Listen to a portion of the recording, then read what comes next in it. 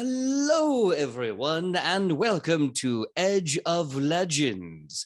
Edge of Legend. We have mugs today, because that's what we do. We just mugging out here. What can I say? But let us say hello to the wonderful ledge heads in the chat. Great to see you.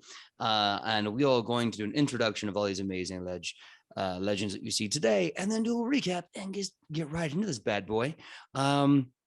So thank you so much for coming here, and welcome to season 2, episode 8. Yep. Yes, the season 2 thing is what throws me off. But right, that being said, let's start off with Mr. Michael Powell. Tell them who you are, who you're playing, and what your pronouns are, my dude. Hey everybody, I'm Michael Powell, aka Mr. Kapow, and I play the fabulous Rufa. And our pronouns are he, him, they, them. All right, and next up is Sam. Sam, please tell us who you are, who you're playing, and what your pronouns are. Hello, I'm Sam, and I play Ichipukton Papakui, also known as La Pacifica Dorita. And our pronouns are she, her. Heck yeah. All right, next up, Kylie, tell us who you are, who you're playing, and what your pronouns are. Hello, I'm Kylie, or I go by Kai. It really doesn't matter at this point. I am playing Shionibus, the Elven Ranger, and we both go by she, her. Nice. And next up is Sidney. Please tell me who you are, who you're playing, and what the pronouns are. Hello, my name is Sidney Rubino. I play Alona, the half-elf cloistered cleric, and my pronouns are she, her. Great. Well, I guess that just leaves little old me. My name is PJ. I'm the GM for Edge of Legend and Nat 20 Productions official here on Twitch. My pronouns are he, him, and I'll be playing everyone and everything in between this evening.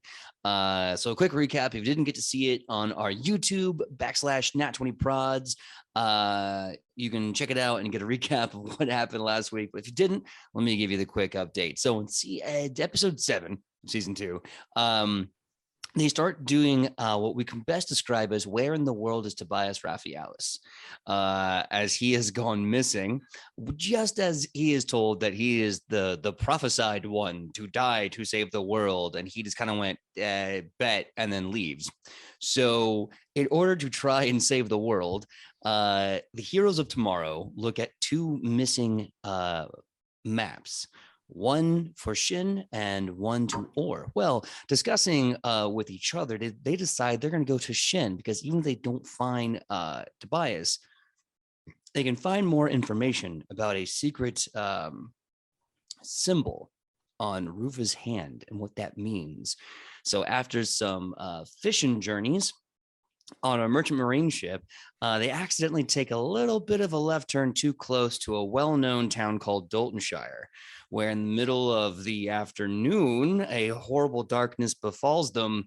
Madness attacks the ship, and Alona has to mentally battle Gorholgask, the eldritch god of the fire that burns and the hate that destroys. She almost drowns in the process, and but now she's back on the boat.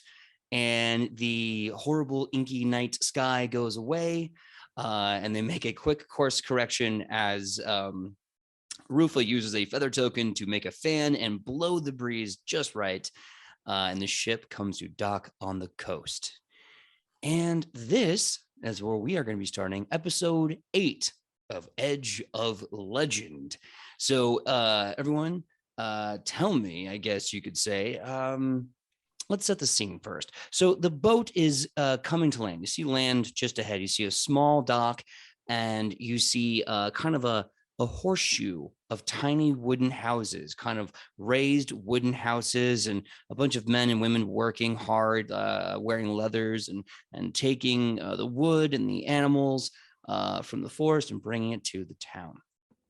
Your boat starts to come into place, and as it does, you see a kind of tanned man with kind of shoulder length brown hair and leathers kind of run at the docks, and he goes, "Oi, hi there. I see you trying to get your boat into my little dock. Is it true? Are you trying to get?" "Oh, it's really great to see you. Hold on, let me get some rope." And he starts looking around. He starts getting some rope and he starts raveling it up and throws it to you all, not even realizing the futility of him trying to, I guess, lash and maybe pull this merchant marine decommissioned battleship in this tiny little dock. Oops. This is Agrippa upon Aubert, right? You are actually a little bit north above Agrippa upon Aubert. We're not in Daltonshire, right? You're not in Daltonshire. Okay, that's all I care about. That's it. Does this person need help with our boat? Do we need to make a check to see if we don't just destroy this poor man's bridge? You give Doc? me a sailing lore check. Oh, I don't have that. The cloistered cleric surely would have been sailing all her life. Yeah, you get so much sea action when you read the books. That's why I keep falling into the water. Or is largely landlocked, I want to say. I don't know. Yeah. Yeah. Yeah. Yeah. It's not great, but it's also not terrible. That's a 15. A 15. Okay. Yeah, you know that if you can effectively get that line kind of tight to something and then drop an anchor of some kind and just, kind of do all this work right now, you can probably get this boat to just line up just right, just perfectly with like this gangplank dock and not like have the boat just collide harshly with the coastline. Question, PJ. Do we have any sort of like longboat that we can just put in the water and paddle into the dock? That would make more sense. Like pirates do in the movies. Like professionals do. Yeah, like the professional do. Yeah, you know what? These people sometimes they are, they do go around and sell and donate textiles. Yeah, they have like smaller ships, we'll say. You can definitely get like what's it called, a dinghy, and go out like on a 2 or 3 man dinghy. Cool. I'm going to turn to the captain.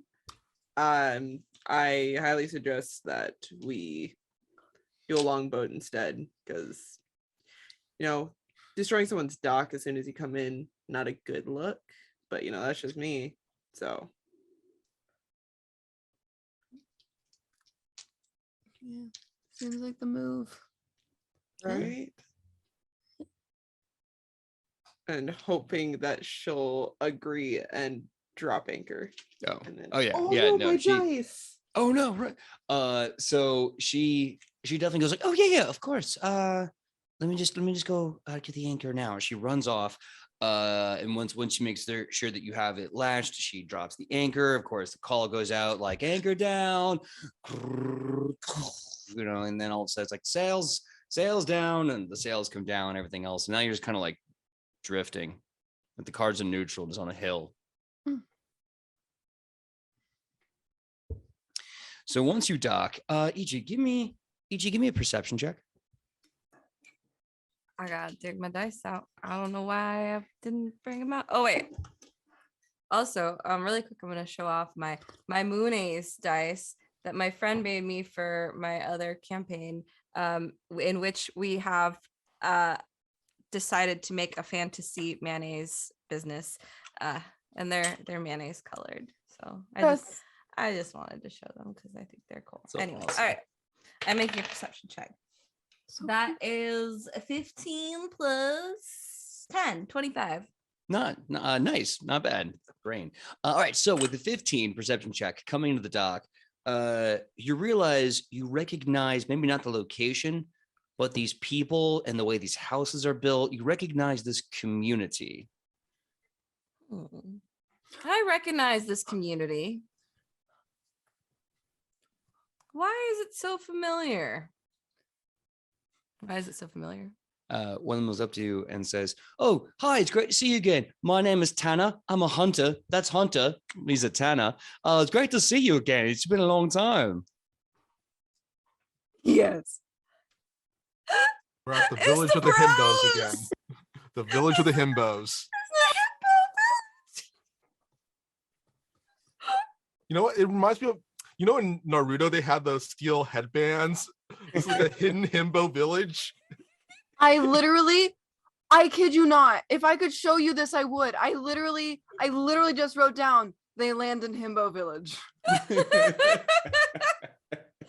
Do the headbands have the like a Yes. On it? I'll say A yes. little flex. okay. First of all, they don't have headbands. But if they had to have headbands, I'm gonna leave it up to the lad chads to decide what the hidden himbo village would look like. Can they at least when they run, their arms are like just No, like shut behind up. them? No Naruto running. If I could slap you, I would. How dare you, sir? How dare you with your Naruto running? How dare you? Someday we'll Oh, make man. it canon, PJ. Don't worry, Michael. We'll make it happen. We'll make Yeah. it happen. There will be a village somewhere. They Naruto run everywhere. The Naruto, that's all they do. It's like, Yeah. all right, I'll see you guys later. So Ichi recognizes them, freaks out a little bit, and is like, how are you guys? This is you got looking strong. Oh, well, thank you very much. Yeah. So last time we saw you, which is really great. Yeah. We had to move. With the war and everything happened. We literally just picked up all of our houses and we just went posh on this. Let's go to the coastline. And here we are. And that's really the entire story. We just moved. So you live here on the coast now. Yeah, honestly, the fishing is better. There's more fish than animals, and sometimes when you kill an animal, it's kind of sad. And then there's less animals, and then you don't get as much fur or friends or food. So I mean, fish, they're not friends. They're just food. So you're beach bros? Well, currently, I suppose you could say we're Hunter, would you say we're Coast Brothers? Yeah, we're Coast Brothers. Yeah. Coast brothers. All right. I like that. Not beach boys. Okay. Well, I'm so happy to see you creating this village and fishing your fish, and looks like you've been lifting. Keep it up. Oh, thank you. And you're settling in good. Well, everyone, the bros are here. Do we need anything from them to ask of them? Do we settle in here for a night, or are we just passing through? Which way to the capital? Yeah, what she said. Oh, do you need to go to Adolfon, the Adolfon country? Well, technically, we only need to use Isabo's door. So out of Cobbledale, Agrippa Pont Aubert, and Alphon Prime, which one is the closest?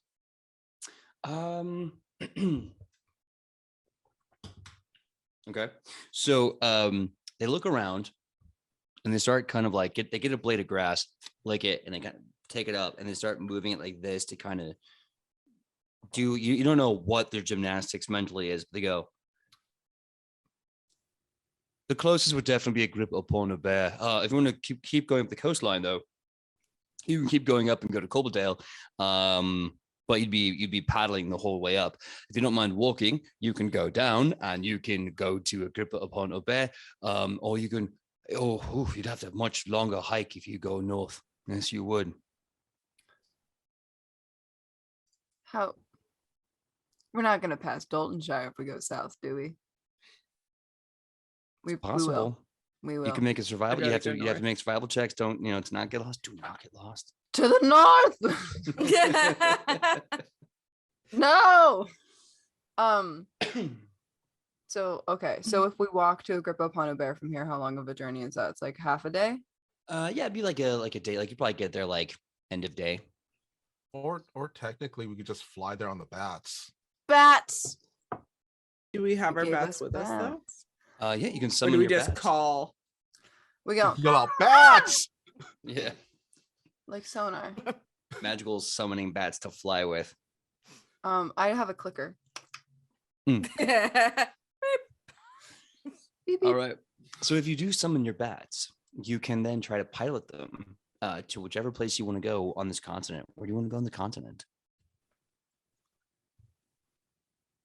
Oh, That's a whole question. Yeah, How long does it take to? We need supplies. We need like a sandwich first from these boys. before we go on a bat journey? Did they make me a Yes. sandwich last time? Why does this feel so familiar? Probably. I don't remember actually. Did they? Maybe they wanted me. Oh no. No. Anyway, if you want to hang out here for like a little bit, Ichi, that's totally fine. I mean, these people seem really nice and they're your friends. So like, if you wanna stay, we can hang out for a minute. Yeah, I'm just gonna ask about a sandwich. Maybe we can, get the bats all prepared, get them a treat. What do bats eat? What have we been feeding our bats? Bats eat fruit. Oh, good. Yeah, it's I wasn't bugs. thinking about anything else, of course. Depends on the kind of bats they are. That's true. Right. I Yeah. guess so. These are also bats the size of horses, so you may have to be feeding them a lot of things, or at least large quantities thereof. A mammal that big, I don't know if they could be a fruitarian. Are you sure they're not flying off eating cows while we're sleeping? Like flying chupacabras. Yeah. I did hear that some people were missing some livestock. That's So what I was thinking. Either My way, Tesla a never- little bit of roughage. Everybody needs a little bit of roughage in their diet. Listen, my Tesla is economic and environmentally friendly. They would that's never. what you think. Well, That's yeah, what you think. they reduce the methane by eating cows. Stop it. PJ's writing this down. Yeah, economic. I'm making a note of this. Oh, okay. I'd be disappointed if you weren't. Yeah. Well, yeah. Get your sandwich. Have fun. Okay, I'm gonna get my sandwich. Check on the bats. Yeah, you should check on the bats. Get them ready. All right, Ichi's gonna walk off with the Beach Boys. Okay.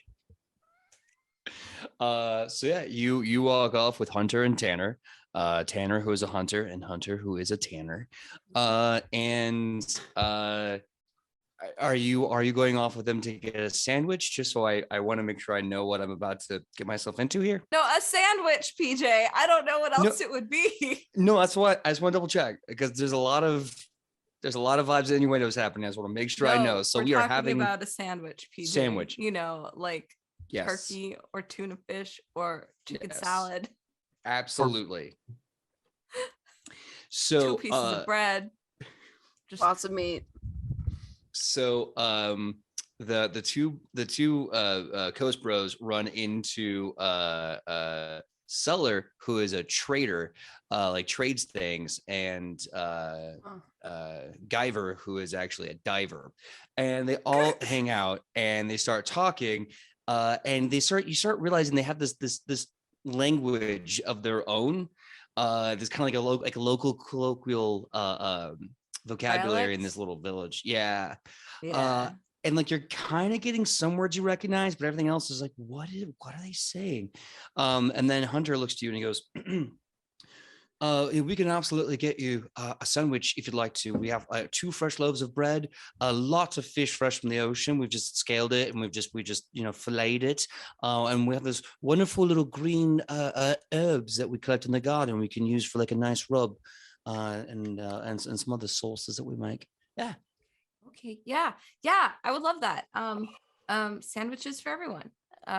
Maybe I'll bring back some sandwiches. Do we have enough to bring back to my friends? Yeah. Let me ask if we can do that. And then one turns to the other ones and he goes, "Hey, fellow bros, listen, can I borrow a moment of your bro time? Professionally, of course you bro can. What can we bro do for you?" And they continue in this local dialect that you've never heard before. Some Ichi words is make- listening intently and doing an anthropological study. Yeah, taking notes, and you're like, oh, okay, I see. That's a borrowed phrase, and that's a slang term, I think. Brosif.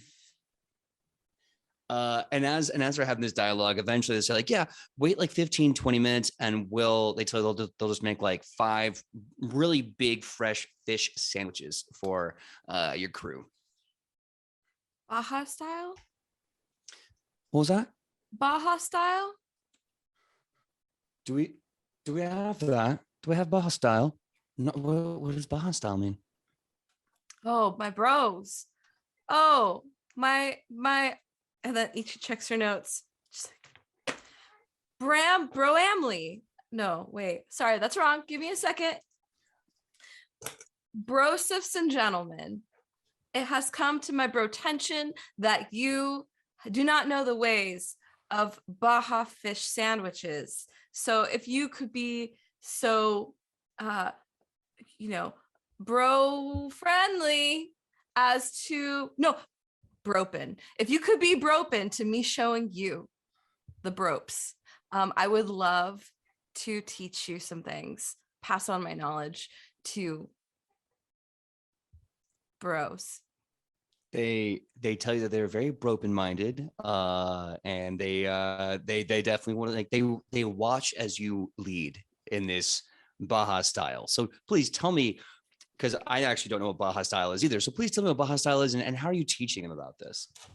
All right, Ichi rolls up to the kitchen area of whatever they got, and they've got the fresh fish laid out, and Ichi's like, you've got an ale, like a fresh light ale. Just bring some over here. This is what we're gonna do. We're gonna make a batter, right?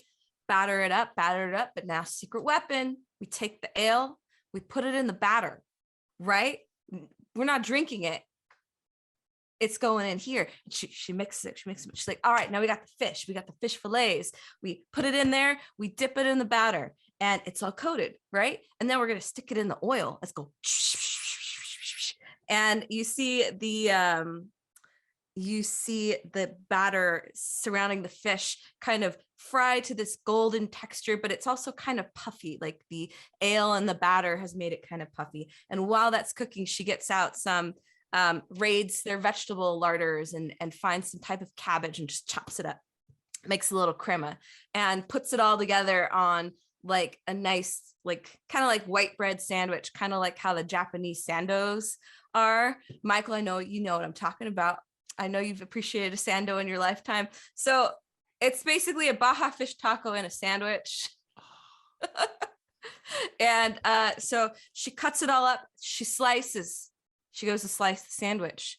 She stops. She looks Tanner in the eye. She says, you know the secret, right? No. You got to cut it diagonally. Oh, why is that? Why diagonally? It's just better somehow. I believe you. I deeply believe you. Bro. And she breaks off the sandwich triangle and hands him one and does like a little sandwich cheers. Oh yeah, I definitely can tell. Yeah, it's much better, and there's more room for your hands to hold the sandwich, and it tastes better than last time when we just cut it down the center like a bunch of ill-informed people. You weren't ill-informed. You just needed room to bro.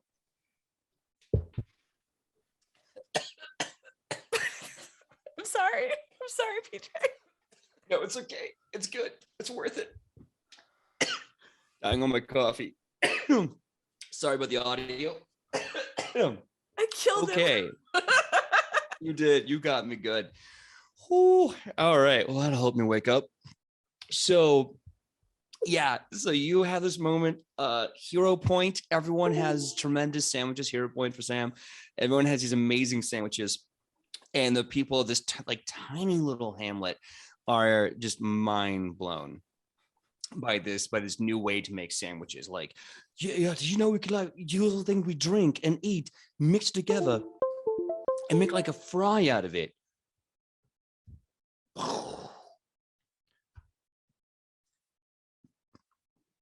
You know So, what the yeah. trend for the last 3 episodes has been? What's that? It's been fish. You're Hmm. right. It has been, Yeah. hasn't it? Yeah. Mm-hmm. I mean, Glad I could keep it going. yeah. I mean, if you think about it, we do owe a lot of civilizations because of fish. But that's not what this episode's about. So, what is everyone else doing? What preparations are you making for the journey? You got all your food ready. What do you do?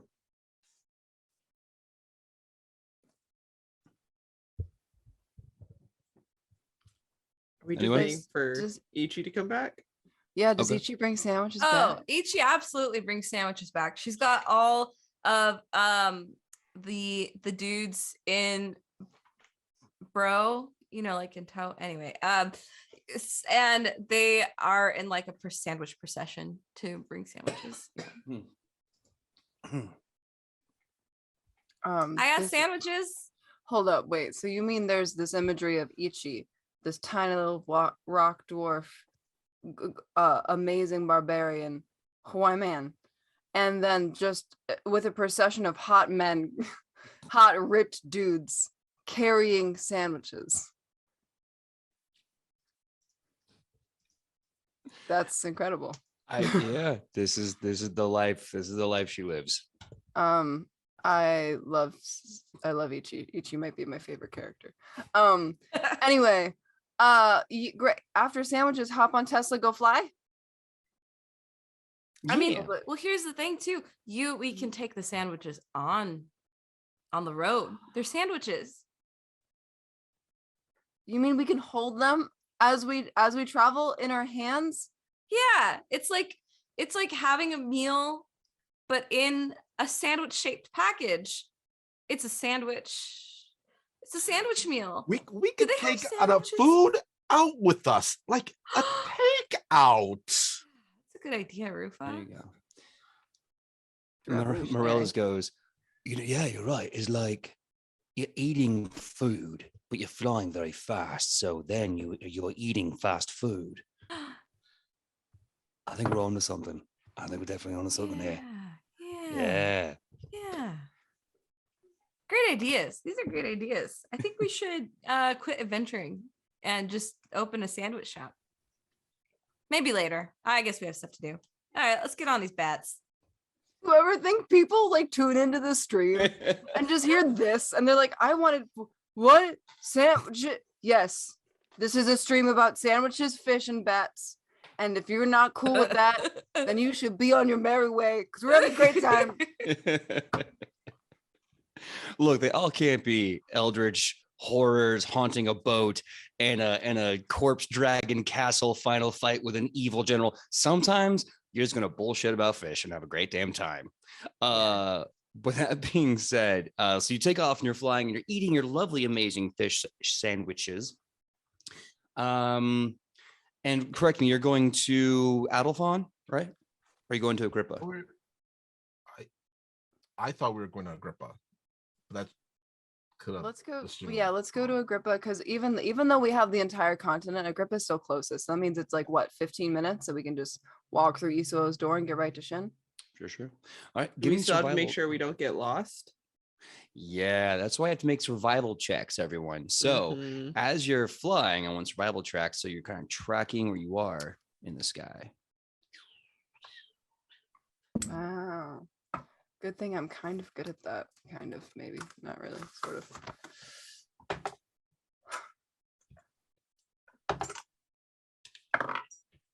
Dirty 20. It's 30-20. Oh no. 23. Uh-oh. I did as well as you would assume for a person whose only skill is untrained in survival. Mhm. God damn it, Michael. Got a So, one.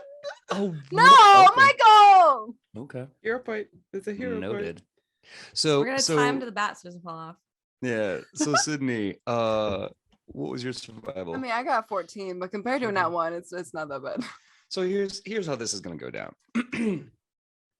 The five of you take off. Morel and his bat, and as you are flying,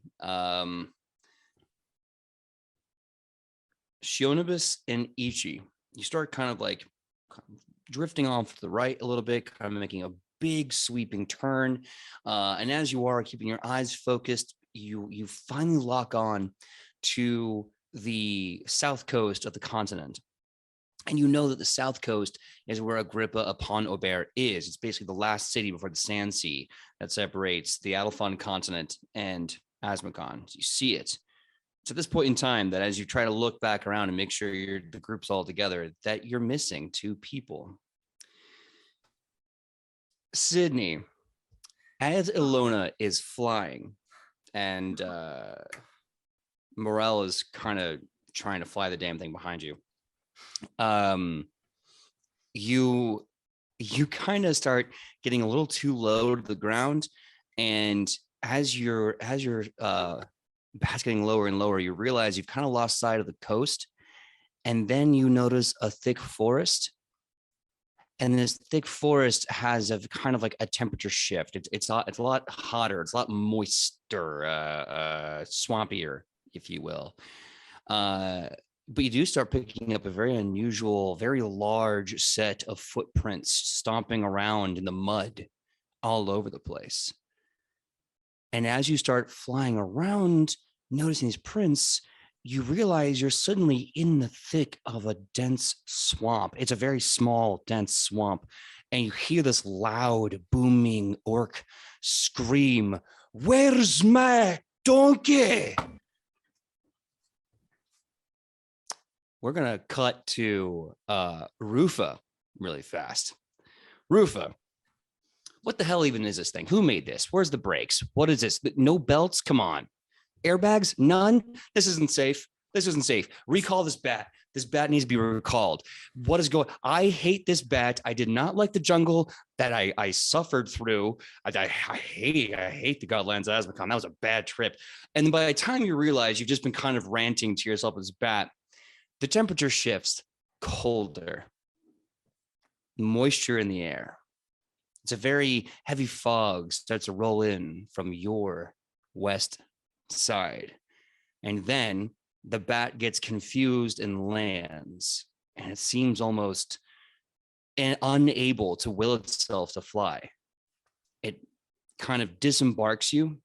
And looking up, you see a broken black iron wrought fence hanging on loose hinges and a simple gravel road leading to a fishing village just down the way.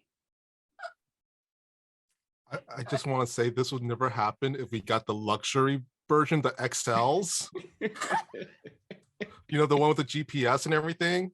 And the chrome rims. Yeah, the Yeah, spinners. right. I love this. It's like this model. There's a reason they discontinued this model of Magic Bat. We need the new one with like the V12. I don't know what that is, but like it's all 12 of those V's. You should have just gone to Adelphon Prime. Damn it. No. Yep. So yeah. I need Sam and I need Kylie to give me a perception check to kind of pick up the vibe of things are not going well. Otherwise, you're just gonna keep going to Agrippa upon a bear and have no idea. 17. 17. Okay. 30. Oh, hell yeah. So Ichi, you're kind of giving them the benefit of the doubt. Like in your mind, you're like, okay, they're not here. But these are crazy magical bats, and we've gone through worse. They're probably okay. Shionibus, your Shionibus senses are tingling really, really badly right now. You're like, oh no, my friend who I love and adore is probably lost somewhere. Roof is probably lost too. What the hell is going on? They're gonna die. They will definitely die. And panic on sets. Can I click like Ilona has for her bats? To see if it comes. Have you installed a tracking device?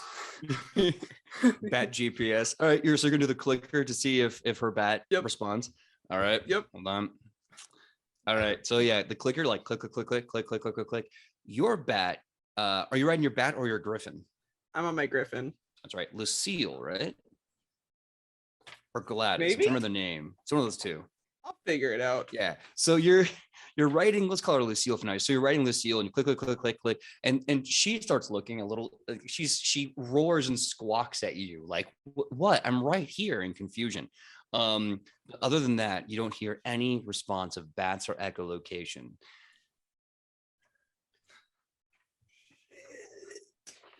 Hey, Ichi. Yeah. I think we got a problem. Is sandwich related? Sadly, no, it's not.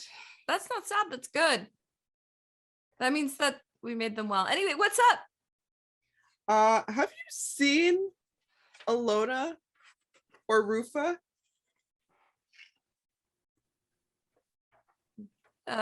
No. Son of a bitch. Okay. gonna turn- Panic. All right. So you turn back around. I need both of you to give me survival checks to track and find them. 17. Okay. I'm trying to do math without my calculator for some reason, but it's a fool's errand. Just take out the calculator. Smith. Fly, you fools. We tried. Didn't work out well. 22. 22. Okay. So really quickly, before we get to those results, because you start turning back around and kind of looking more carefully at the flying pattern, let's go to Sidney. Alona and Morel, you are still in your bats. You're in this swamp. You see this massive orc wearing this leather tunic, these kind of simple leather pants and these hiking boots, and he's mad. He's a very mad orc. And he comes out of this simple cottage home and slams the door behind him as he continues to say, "Did you steal my donkey? The little bastard is supposed to make me breakfast and he's gone." No, diplomacy check. No, donkey was stolen. I have no idea. I haven't seen a donkey, but I have seen that boulder. That's a nice boulder. Give me a diplomacy check. Thank you. Please give me a +1. I'm just kidding. Listen. Why? No. I'm gonna use my hero point. Okay. I gotta do more puns. And oh, 1 point better. But you know what? It's an 18. That's not bad. That's not too bad. Yeah, I got some nice diplomacy. So, modifiers. so the orc looks to you and he goes, "I've seen that boulder. It's my boulder. It's a mediocre boulder at best, but what I need to do is find my donkey. The gabbing idiot gets lost at the drop of a hat, and he's nigh good to take care of himself.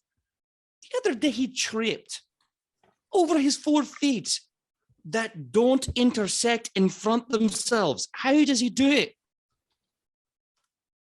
I don't know. Donkeys, man, are crazy. One time they're accompanying you on a journey, and the next they're marrying a dragon. I don't know. They're wild creatures, really underestimated in this world. If his wife stole him again, all right, you know what? We're gonna find my ass. 1 second.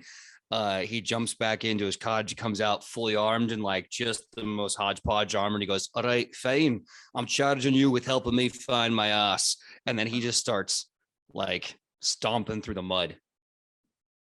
Oh no. Alona looks at Morel. Yeah. Do we have to? We could just get on the bats and go away. We could just leave. Yeah. For once, Morel, we could just leave. You make a really good point. I really don't think we had all honor bound to find this man's donkey. Okay, well, let's wait until he gets out of like earshot, and then let's get out of here. Okay. We're gonna wait. We're gonna wait. Okay. All right. Give me Morel's gonna try a deception check to be like, "Oh yeah, no, we're totally going after you, mate. Yeah, you lead the way. Well, we'll be right there." Oh no, Morel and deception checks. PJ. 18 on the die face. Oh. So it's apparently a good enough lie. He's like, yeah, mate, I got your back. You lost your donkey. That's a bad day. So you lead the way and just give us a few seconds. We have to come up with a battle strategy. We'll meet you in the woods in a bit. And the orc's like, all right, fine. I'll see you there. You, little lass, don't die. All right, I'll see you soon. And he starts trudging off and One. off. And then he's One. gone. 1, 2, 3, bats. Bats. All right. Give me just so we can make this a quick getaway. Give me a nature check to handle animal to get out of there fast. Oh God. Come on, dice. Come on, dice. Come on. Oh, yes. Oh, Alona really wants to get out of here, man. She's like, not discount Shrek. Anyway. Yeah. 29. It's a 29. Nice. Yeah, so you and Morel gun your bats and you're like, we'll be right there. And then woof, you just take off into the sky like Top Gun. Sam and Kylie, as you're kind of tracking around those numbers, you do finally see what looks like signs of a large creature flying in the forest. And then before you know it, breaking through the emerald canopy, you see Morel and Alona behind you, having just joined the group. We got Alona. Well, all right, we're missing one more. Okay. Group Also, it's Beatrice, by the way. Beatrice. Thank you for the correction. Beatrice, like Beatrice. I got to remember that. All right. So whatever mnemonic I need, So everyone now give me, let's say a group survival check. So off roll survival, the DC to beat here for the three of you will be a DC of 60. If you can make a group survival check, DC 60 total, we'll go from there. Yeah, and I just want to say the only reason why we had that random Shrek thing is because I have a note from last game that says put Shrek as an orc looking for a donkey. So I love that. I don't know why you had that, but I love it so much. Did we talk about Shrek last game? Why do I? something- Yeah, someone said something about Shrek. My brain was like, you gotta make that. You gotta bring that back. So. I know I've mentioned the boulder several times. The That's true. boulder has conflicted feelings. Sorry. Making a note. All right, so let's get them survival checks. Dirty 22. 21 Mine and was- 22. 26. Okay. Well, the DC was 16. I can do some fast math and tell you that is an absolute success. But we are going to hold on to that, and we're going to cut back to Rufa. Rufa, you're standing at this iron gate, hanging on the hinge by a thread. You see this gravel road, soft gravel road that leads into a city. You see this quaint fishing village with buildings kind of on the hillside, so they're just bending and standing askew, like old curled spines. There's a bit of kind of a bittersweetness to them. You see salt of the earth people fishing and throwing chum into the water. What do you do? You're all alone. Your bat refuses to fly. Like, this is a point where as a player, knowing the knowledge that I have, I would GTFO. But as Rufa, we haven't really encountered this place before, so I can't really at the very least, can I at least roll some kind of recall knowledge check just to figure out where I am? No, but give me an occult check. Ooh. Rufus really good at that. See, I got a 22. 22. Okay. So you start to realize as you're looking around a lot of weird behavior, a lot of superstitious weird behavior, and as you're watching them from just this opening of the town, you realize no one's eating anything, but they all seem to have this kind of whispered cadence, almost like a call and repeat about something about food, about meat. You're not quite sure what, but whatever it is, these people have a very unhealthy connection to whatever it is they're talking about. It's probably not good. Can I at least say Rufus getting some bad vibes off of this place? If you want to make a full-on vibe check, roll a perception check. All right, I'll do that. The vibe is meat. The vibe is meat. Vibe is meat.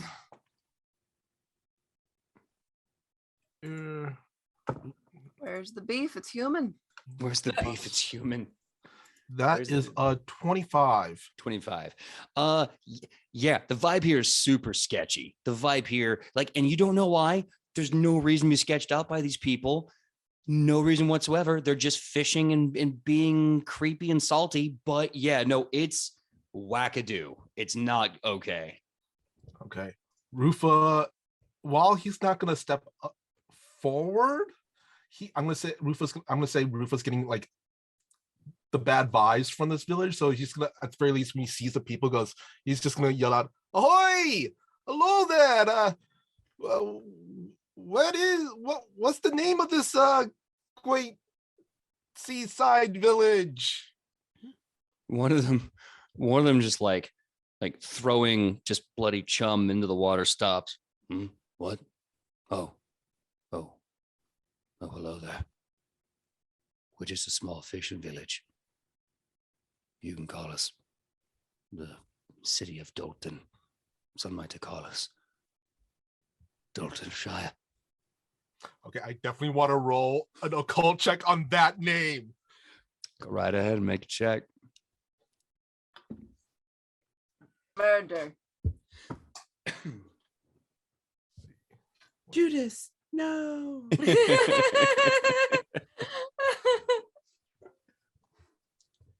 Oh my god. I loved Reap Psyche. Because I I just don't know saw if you're seeing that. this. Yes. Mhm. Meat father, bring me a meat. Father, bring me a meat. Make it the sweetest that I'll ever eat.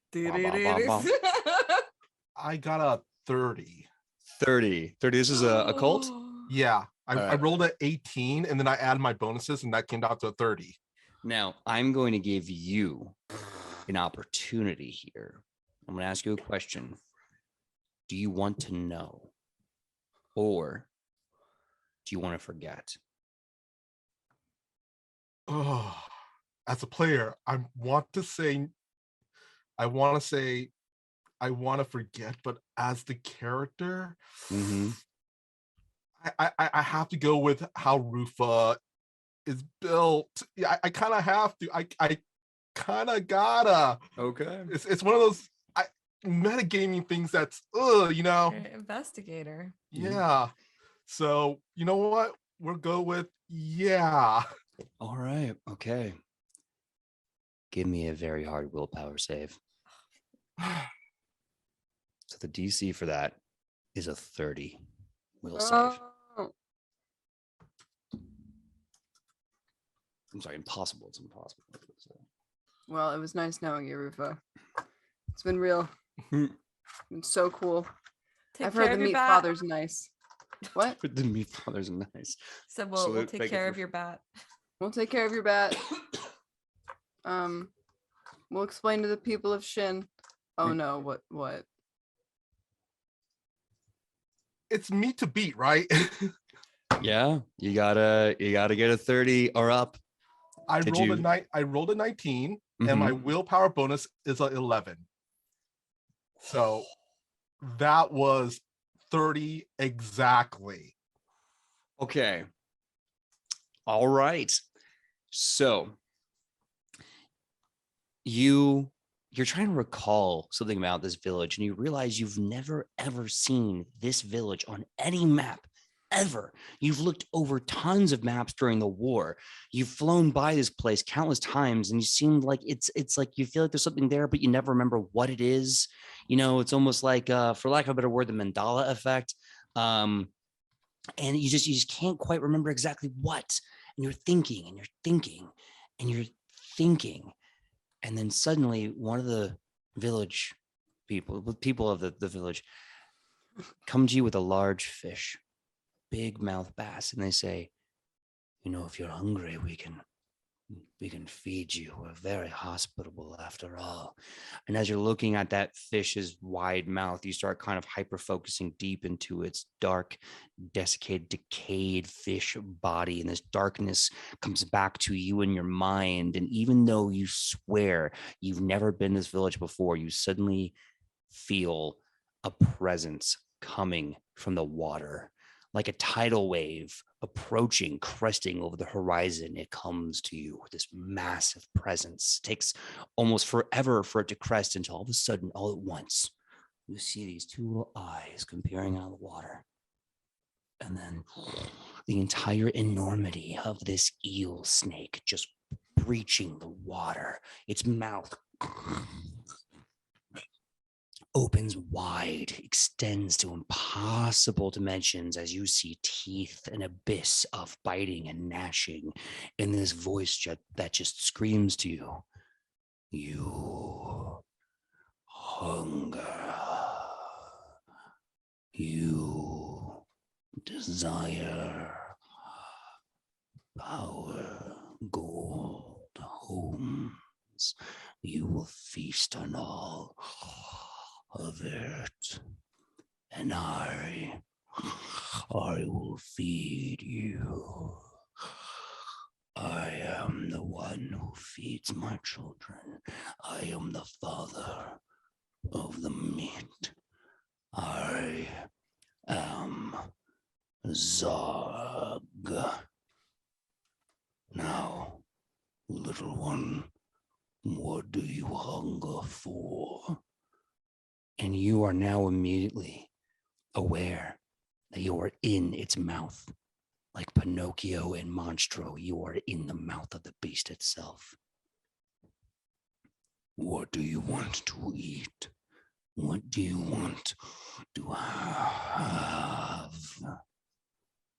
What does Rufus say?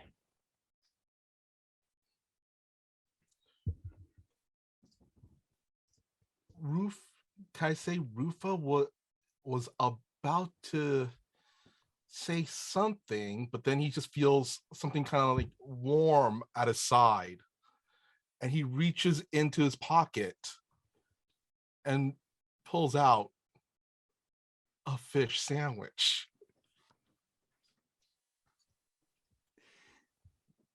You can hear this heavy, wet breathing, like when a whale breaches and breathes. And Zog just says, "Is that all you want? You don't want your home? You don't want your family? You don't want peace for the world? You just want that one thing?"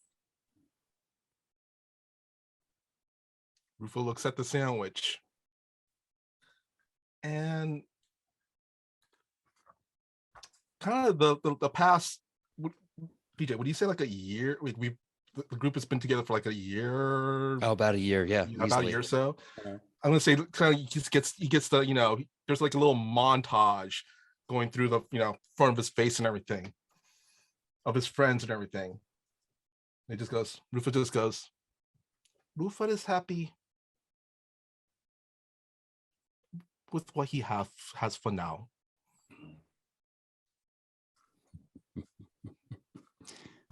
Well then, enjoy your food, and one day soon, I will feed on you.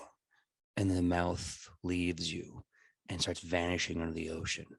And as Zog vanishes, and this word is now in your mind, this word that never existed before, the sound never even would come together. Now it's imprinted in your brain. You now cannot remove this knowledge. As you come to, your eyes are kind of wide. You're holding your sandwich, and the rest of the town is just slowly moving at you with pitchforks and knives, just staring. And they're like, you hear, "I think he's got the madness. Well, Father Zog does provide." And they start encroaching upon you. At this point, you are now aware that there is a city, a small fishing town, about ready to kill and eat you. What do you do? Rufus gonna look at the sandwich, look at the group, look at the sandwich again, look at the group, goes, you know what?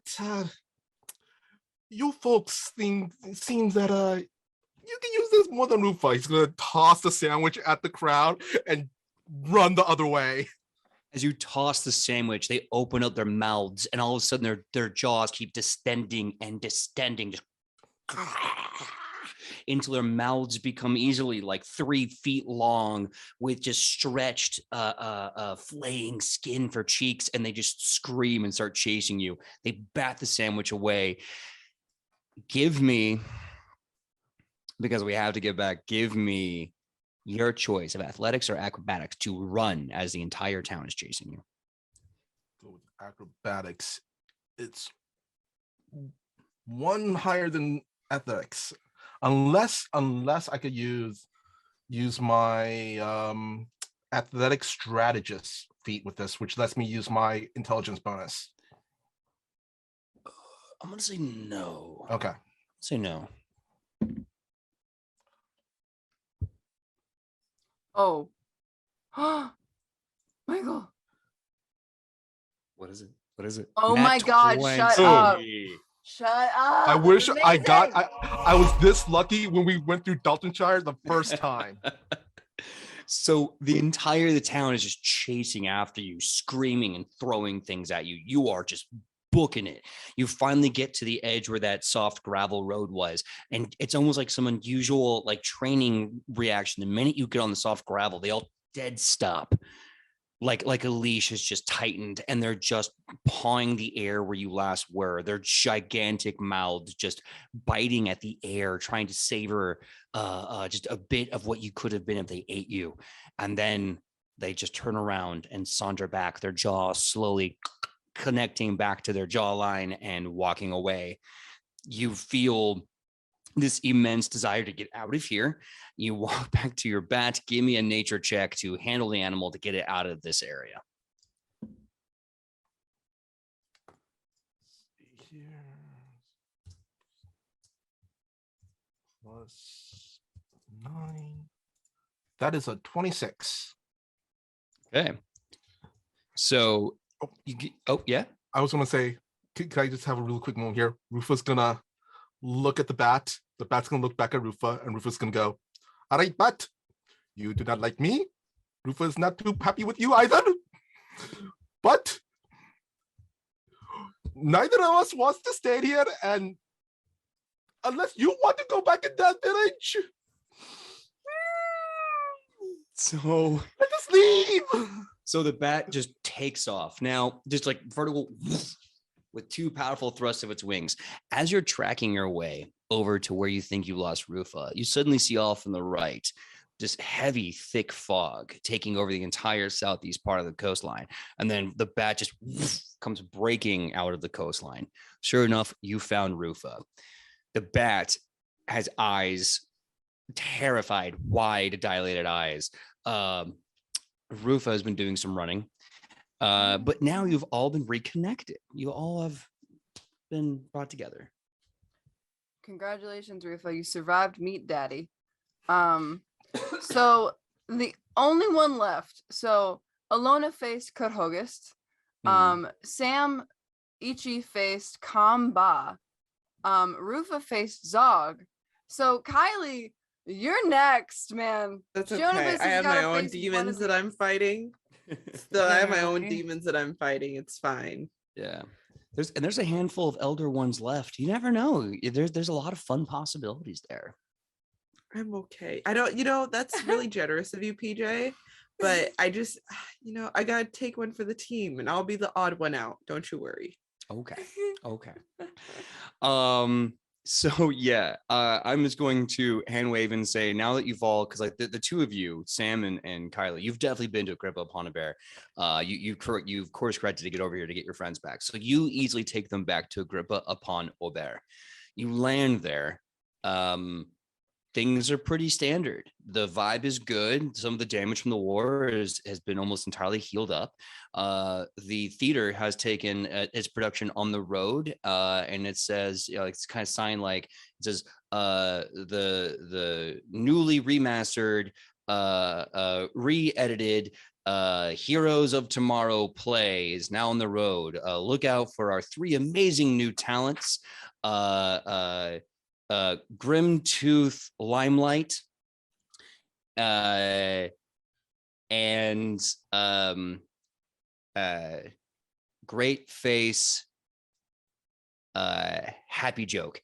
And you see these new like almost like thespian goblins with like the collar, the Victorian collar, and like a skull, and they're like having this like, it was like a headshot.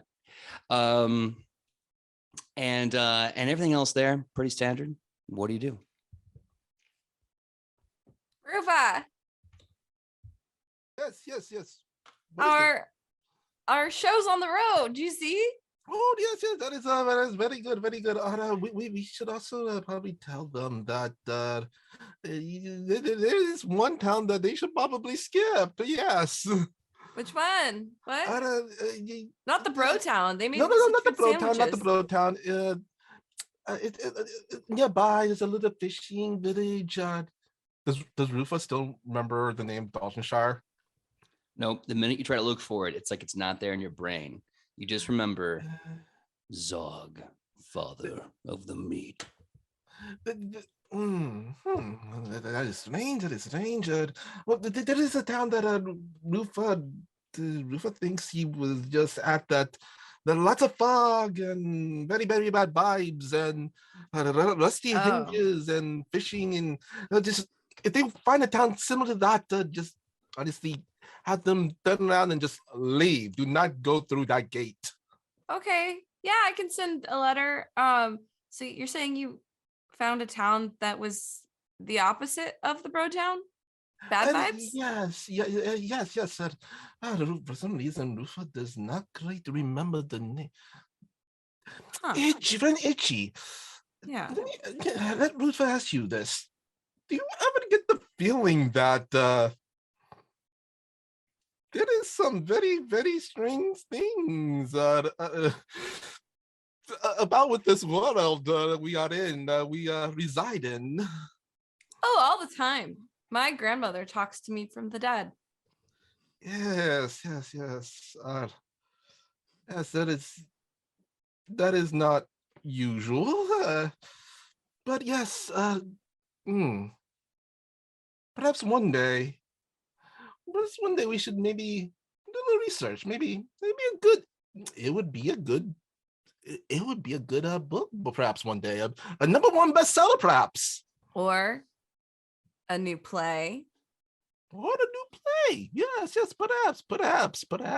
Yeah, let's when we have some free time, let's go do some research. I bet Alona would like to do that too. Yes. Because Alona likes libraries. Yes. But yes, as Rufus said, if you have ever find yourself in a strange little fishing village that has the fog and the rusties and very strange people with very large mouths and they offer you food, run the other way.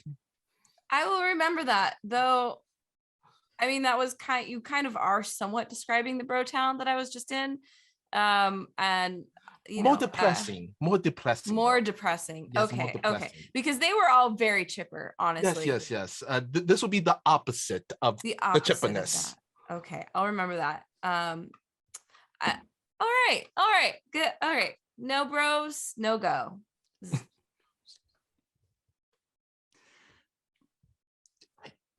I'm handing my griffin off to someone and finding Isuo.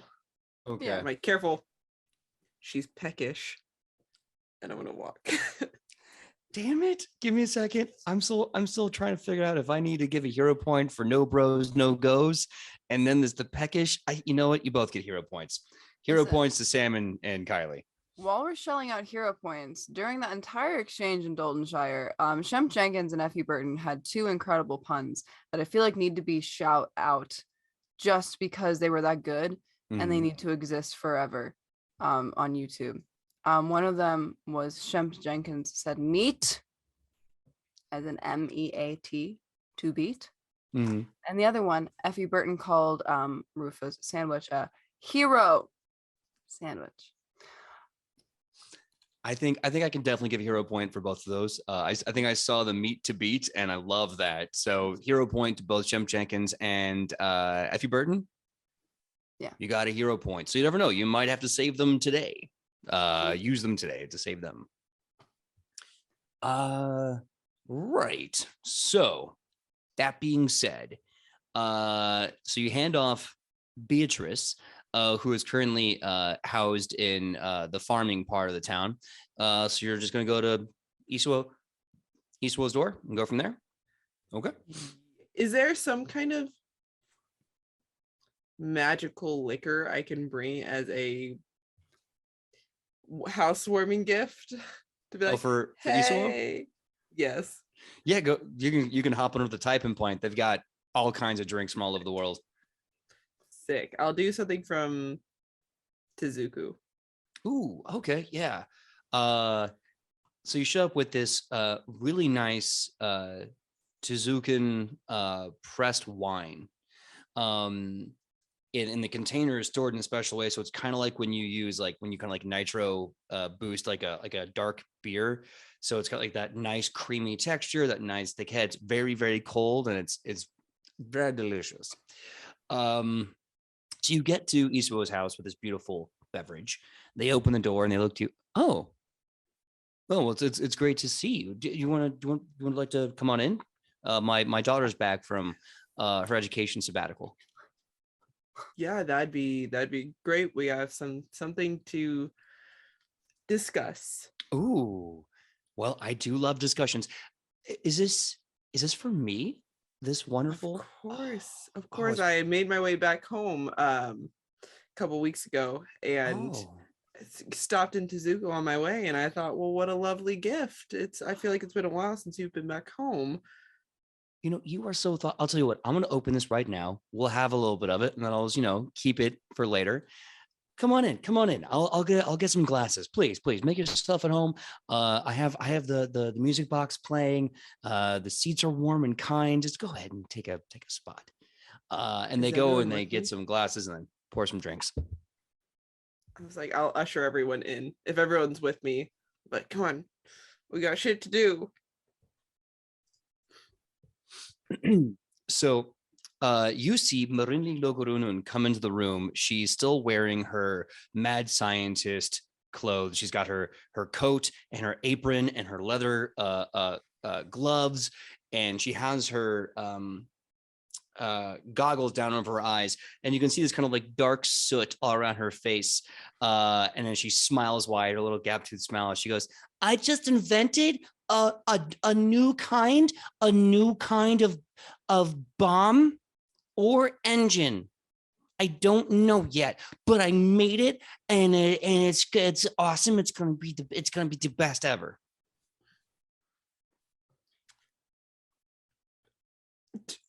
Wow, kid, keep doing great things. Yeah. And then one day I can make something for you. And it's gonna be do you need anything for like killing demons, or I heard something about a boyfriend or a cat. I don't know. Yeah, no, the boyfriend is Alona. Well, Oh, congratulations. no, No? Because my parent. No. What were you gonna say? I cut you No, off. because Eastwood told me sometimes when two people love each other, they get into a relationship, and only unevolved troglodytes try to assume gender roles to two people living together in this capacity. Those all very fair and true things, but I don't have any prescribed person in my life yet. Shionobis is doing what is called deflecting. I would never. Oh. I only speak the truth. Marinle walks up and takes your hand, and her little child hand kind of pats it, and she goes, "It's okay. It's okay. We all have bad days sometimes. You're allowed to be insecure. That's what I get told." Get this kid away from you first. Punch her across the room.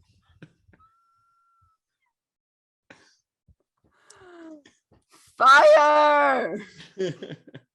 And then she just kind of chuckles, giving you the impression that she knew entirely what she was doing. She goes, okay, bye. It's so much fun. I love messing with you guys. I'm going to go sit in the big chair. It's mine now. And she runs and she hops in there and her like 11-year-old legs just kind of kicking. She's kind of excited. So anyway, Alona, do you want to pitch the idea? Oh, yes. Hi, Isuo. Also, I promise that we like you as a person, genuinely, and we don't just use you for your magic door that can get us places faster. I promise that we genuinely like you.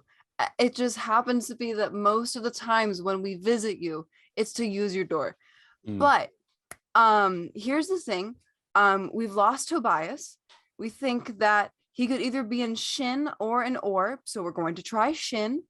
We're also going to take care of a little other business in Shin as well, but we were wondering if you had a door to get to Shin.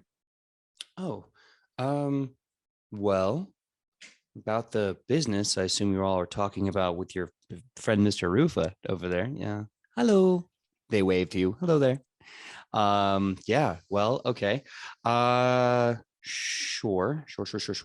First thing, I have a door to Shin. However, due to imperial law, I can only be in one small city on the fringes of the empire. Otherwise, it's not okay. That's fine. Yeah, that's fine. Absolutely. I mean, listen, we can get the rest of the way to wherever we're going, which I don't even know if we know where we're going at this point, but anything that you can do, it would be great. Thank you. Okay. And then as they're like enjoying their beverage, they kind of hesitate and they say, "But why do you need to find Tobias again?" Oh, well, it's not well, he doesn't necessarily want to be found. I'm sure you already know. You're omniscient, kind of. But Tobias has been named he's been called to fulfill a prophecy, the ninth circle prophecy. And he found out and ran away. I thought we had more time. Well, that's what they say, you know. I've heard you say that before.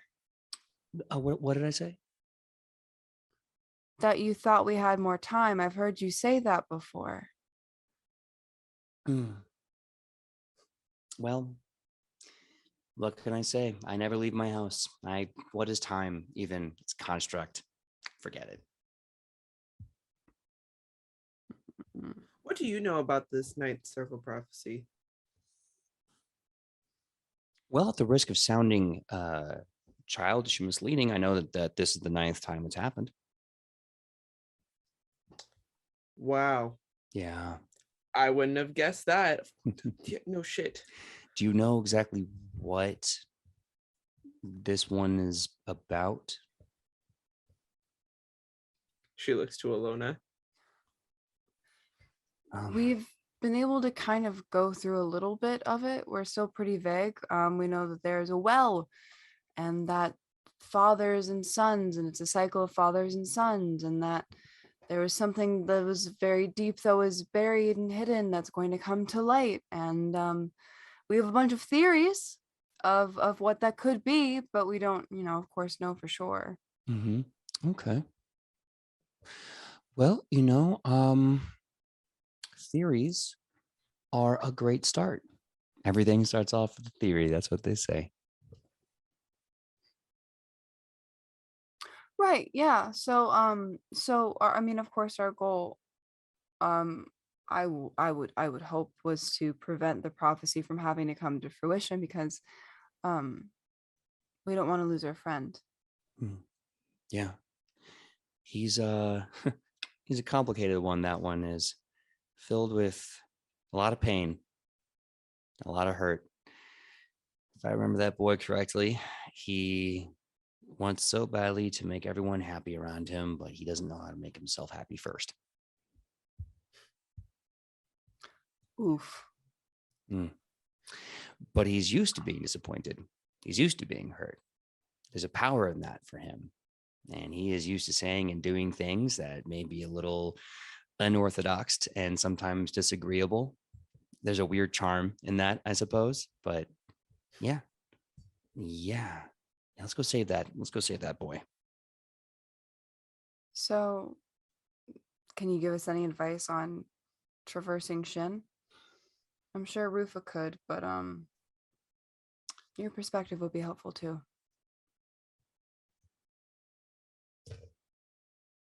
Every people are beautiful. Remember that. Their culture, their mythology, their power, they're all beautiful.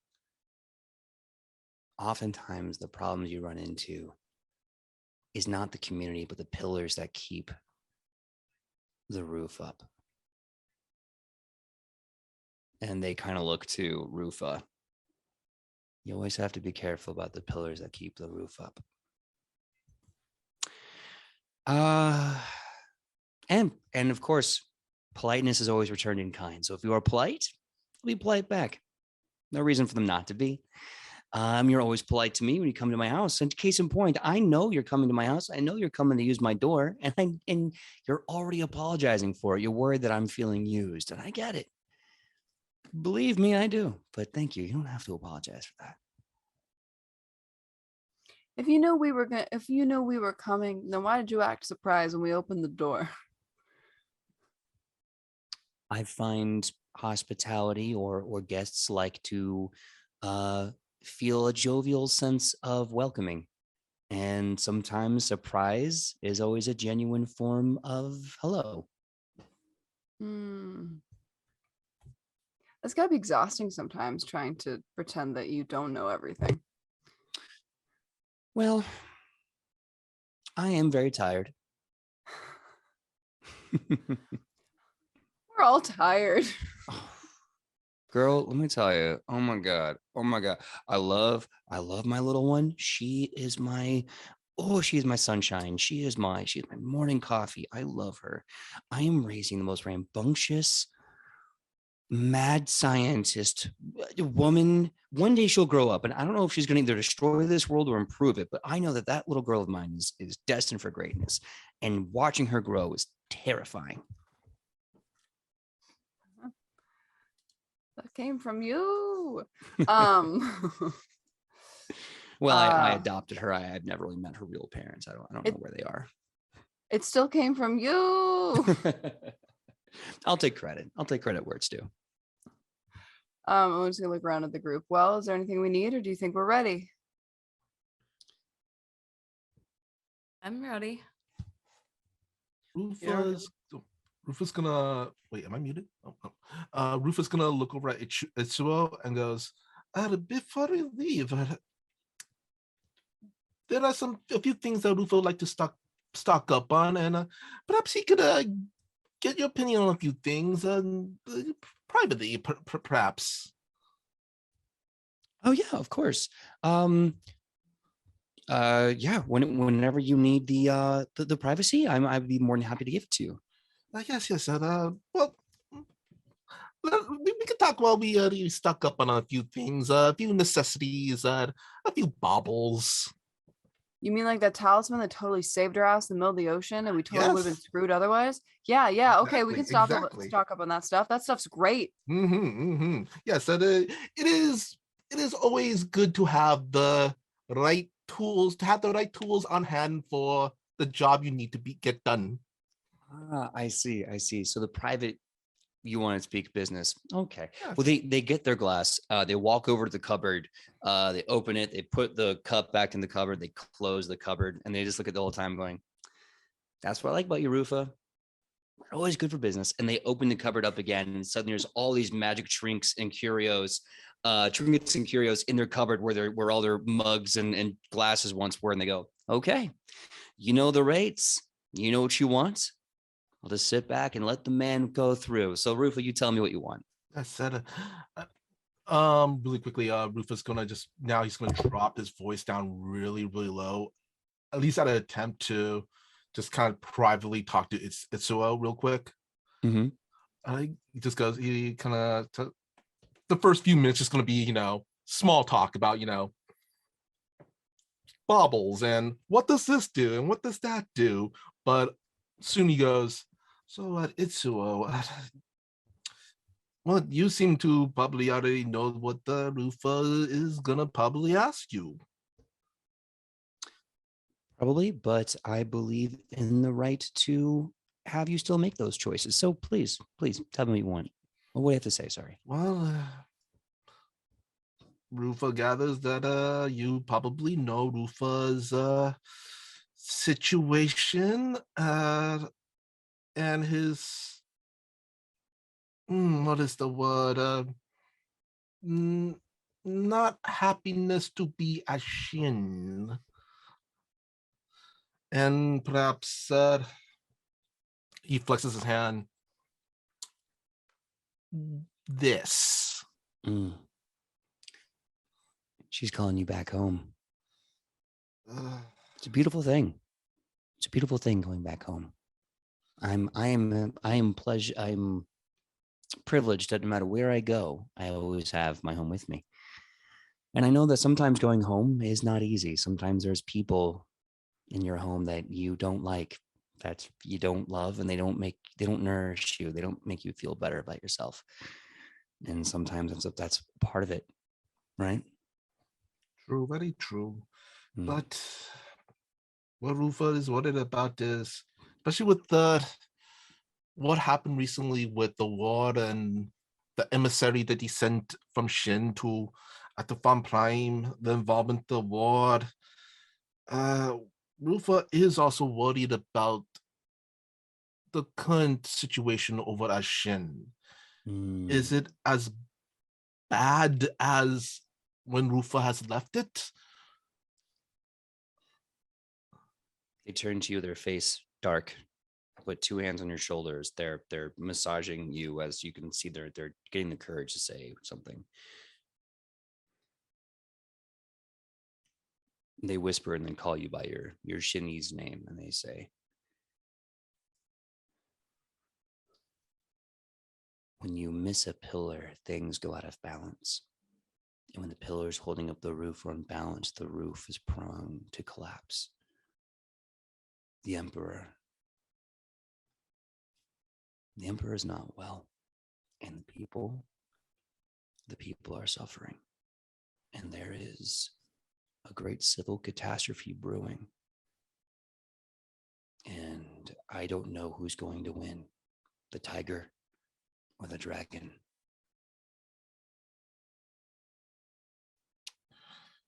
Do you think that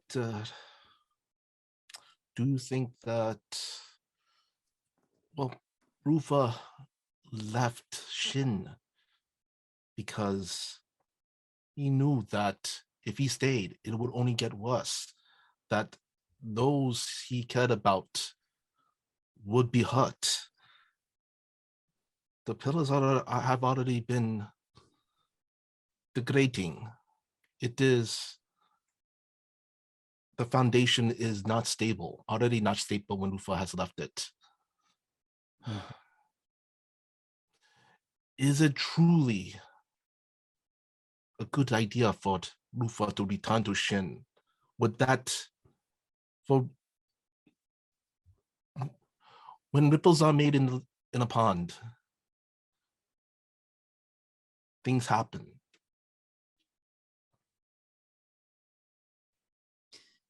They look you once again in your eye, and they have a smile. Rufa, we own a lot of houses, a theater house, a handful, and Agrippa upon a bear, some apartment houses, a dance house. You know what it means to have to rebuild a house. But what you may have to do is lose and rebuild a home. And I need you to be ready for that. Because if the pillars that hold up the roof are corrupted and rotting and it hasn't gotten better while you're gone, heavy is the roof and fast is its collapse. But buck up. You're home.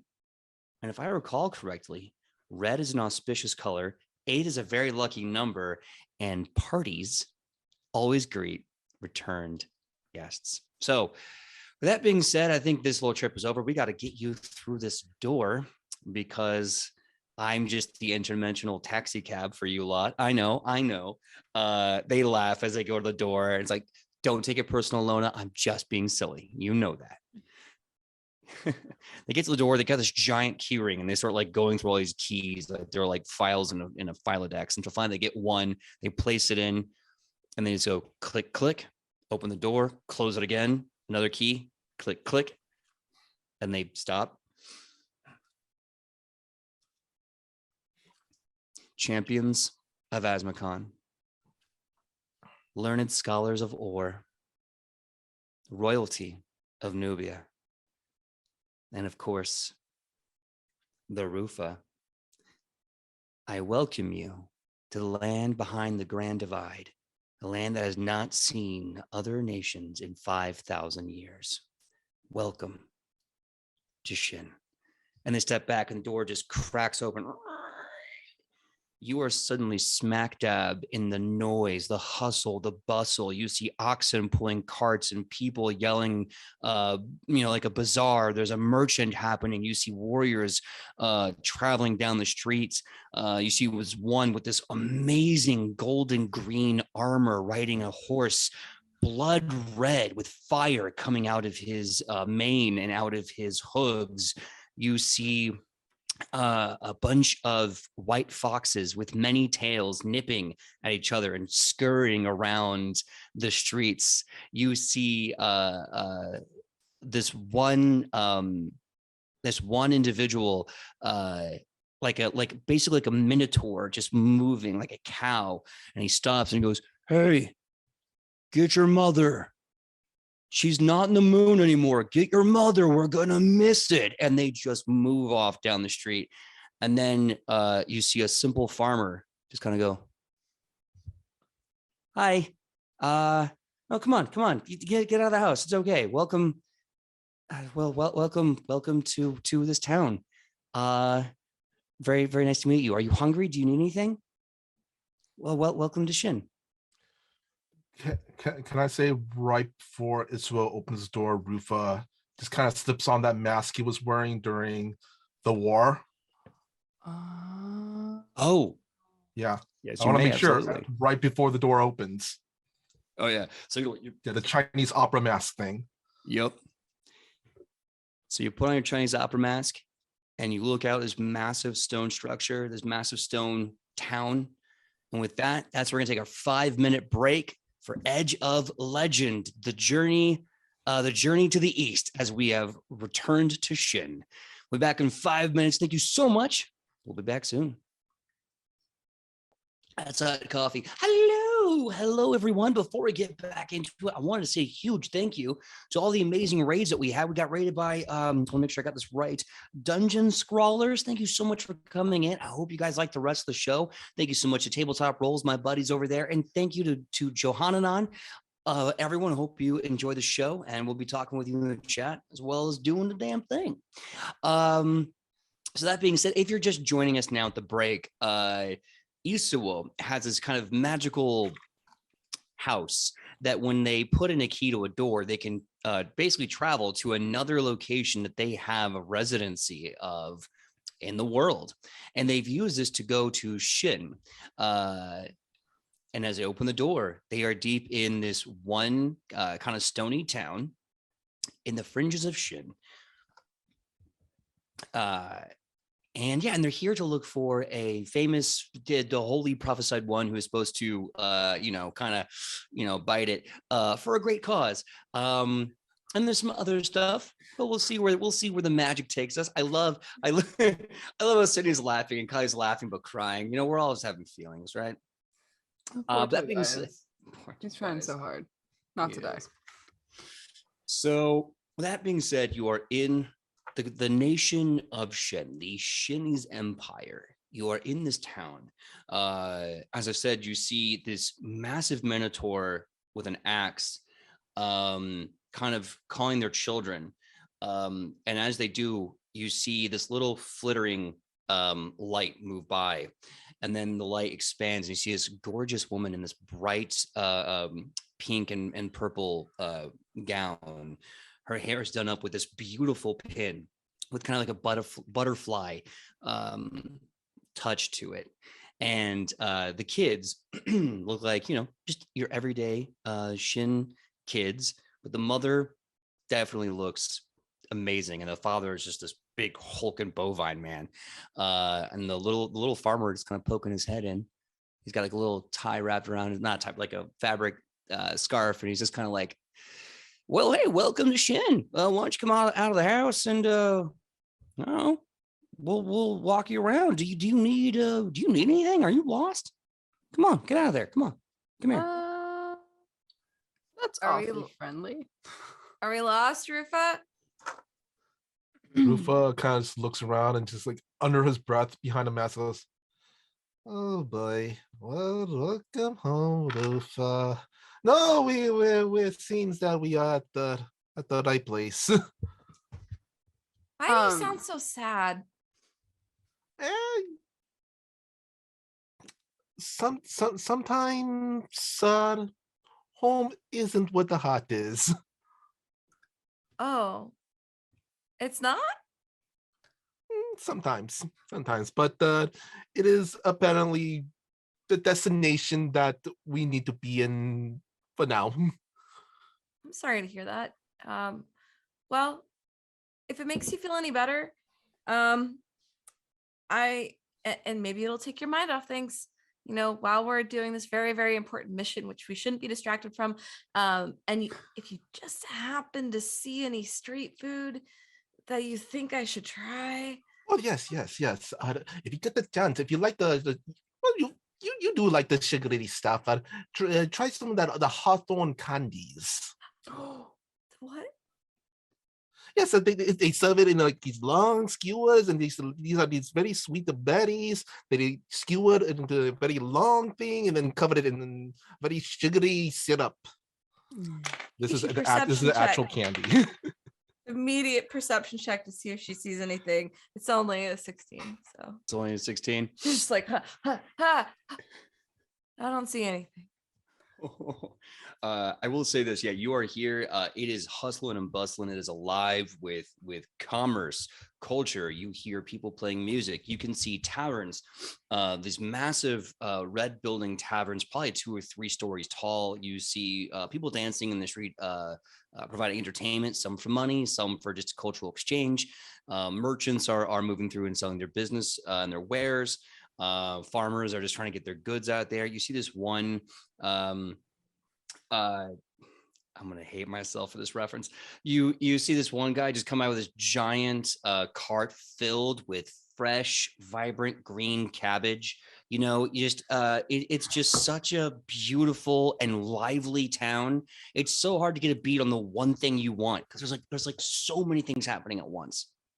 What's the name of this town, PJ? The name of the town is it's Shangjijin. I'm probably butchering that. I apologize. Shangjijin, and Rufa would know this.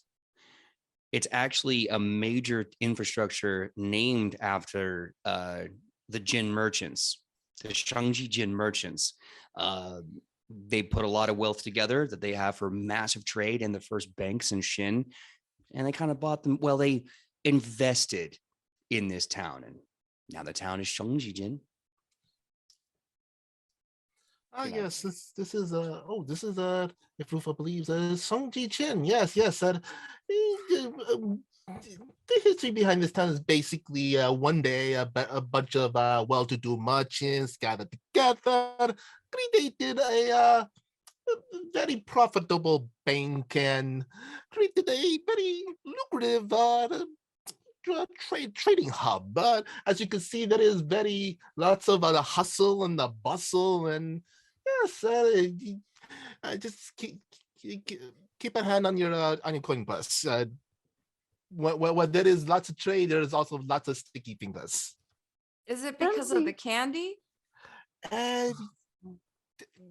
Sometimes, but usually the sticky fingers that's involved here, the fingers that you do not want to have anyone near you. Yeah, I hate being sticky. But yes, I tried the Hawthorne the candies. They also have you should try some of the Shin buns. That is the red barbecue flavor, the very sweet, very good. That is the bowls of very good noodles. PJ, really quick. This is Mhm. by the sea, right? Or is this like landlocked? This would probably be closer into the mainland. Yeah, you wouldn't have, you'd have rivers, Okay. but you wouldn't have ocean. Okay. I just need to know food wise. Absolutely. Yes, that is yes, but lots of skewers. Like I said, if you enjoy the noodles, there is the hand cut flat noodles, the very thin egg noodles. The dumplings are very nice as well. Dumplings. What do we have to do? We have to find Tobias so then we can eat things. Is that how this works? Actually, quick question, Rufa. Yes. What was Isuo talking about when he said there was other things that we needed to do here involving you?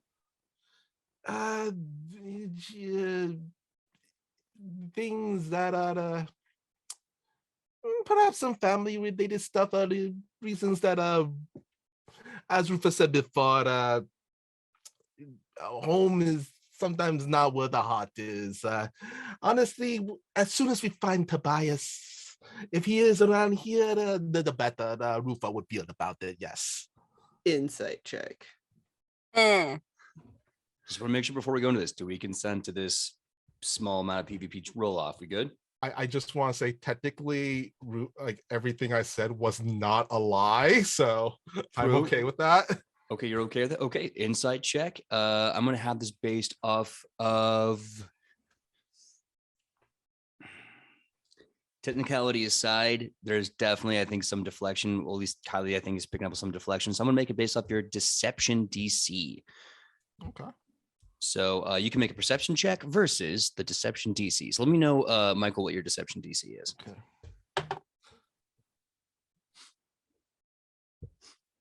17 for perception.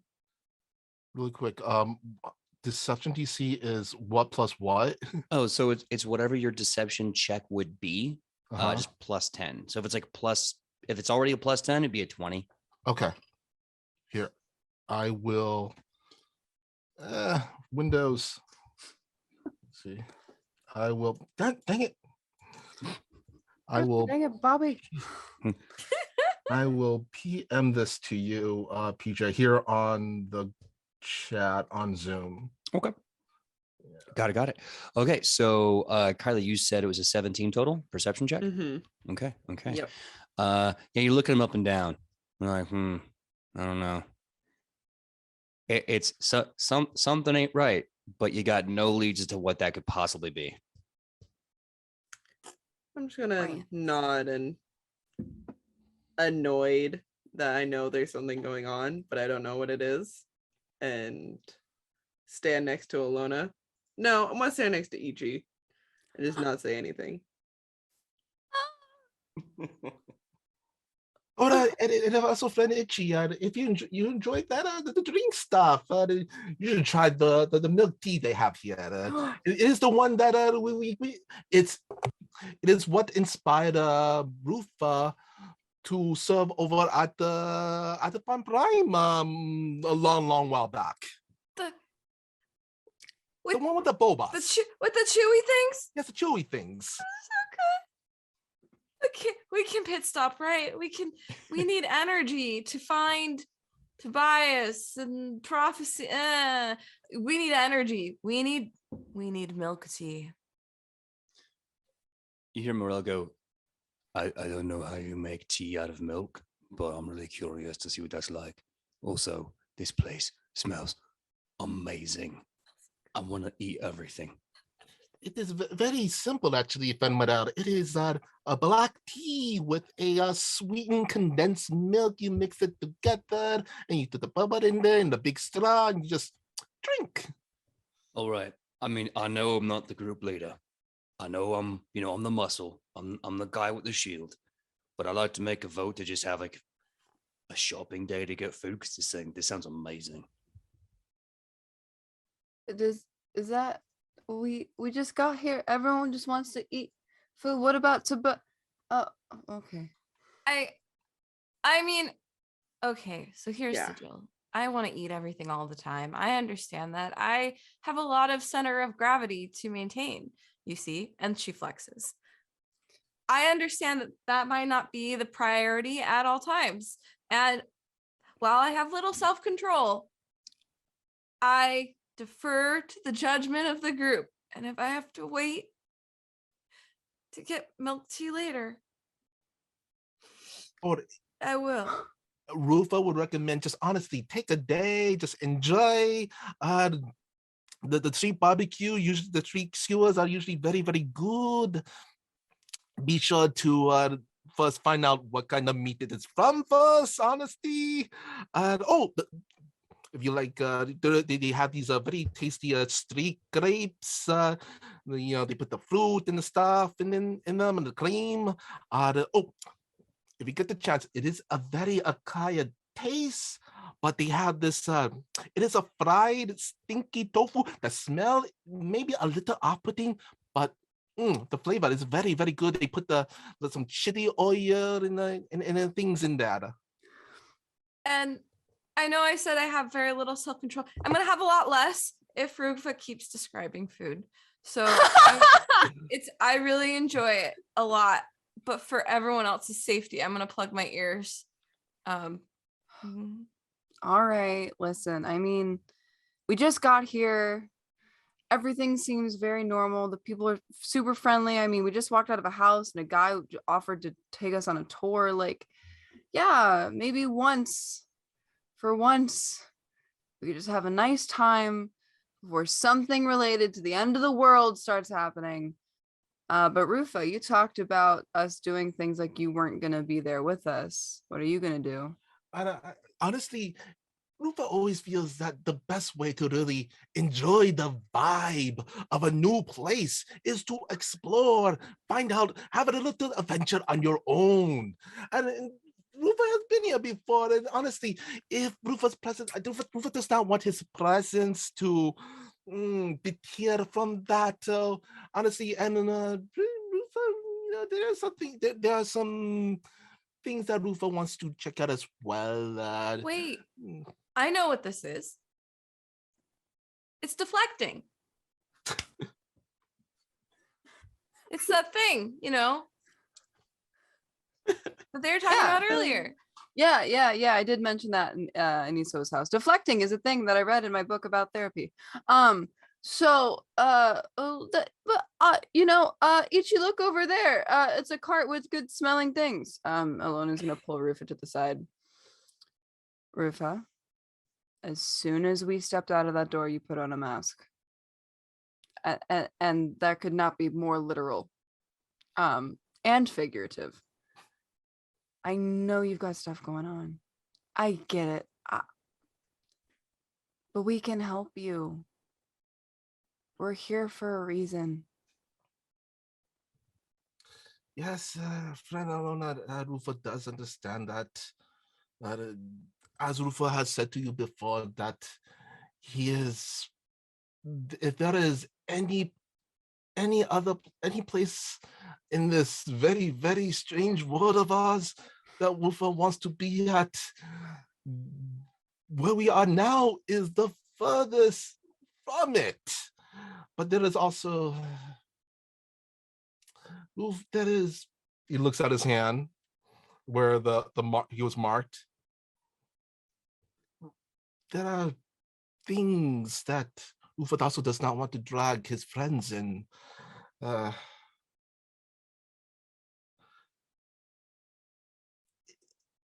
Friend Lona, since you do already know about this, as we talked about it, do you really think that we should talk about the others about this?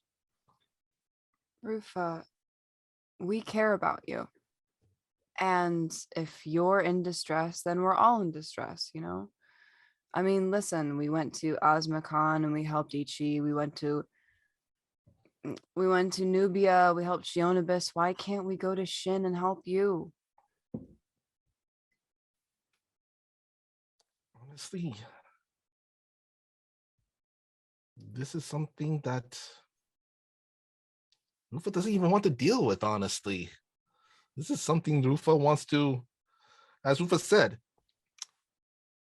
anywhere other than here is where Rufa wants to be. This is where we are. This is where Rufa wants to be. Unfortunately, this isn't a problem that I think is going to go away. And the more you ignore it, she looks at his hand, the worse it's going to get. Perhaps you are right. At least with this, perhaps yes. Let's go back to our friends. We'll talk about this. Okay. You know, we could talk about it over dinner. But only about this. And he points at his hand. That's fine, Rufa. Take your time. All right. I guess we go back to the group. Yeah. And I'm going to announce that we're getting dinner. All the food for Ichi, or I order all of it. Well, first of all, everyone gets a hero point.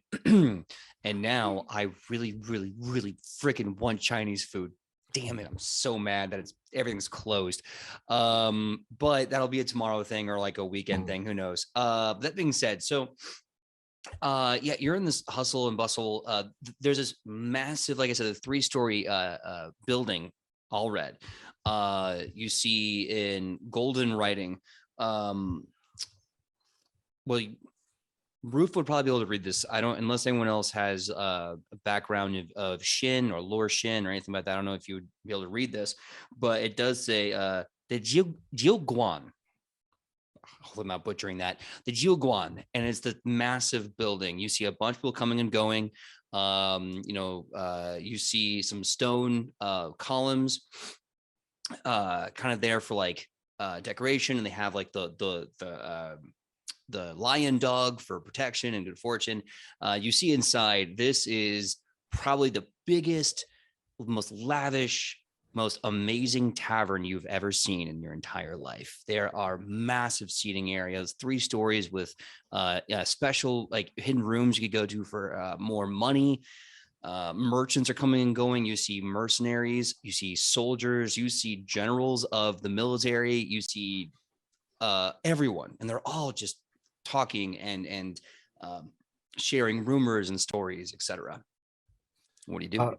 PJ, really quick, I just want to know, like, what, like, weather-wise, what time of year is this? Like, is this like the winter, fall, summer, spring? Oh, come to think of it, this would be incorrect, but I'm going to say, because in my head it's bright and sunny, it's like springtime. Springtime, okay. Yeah.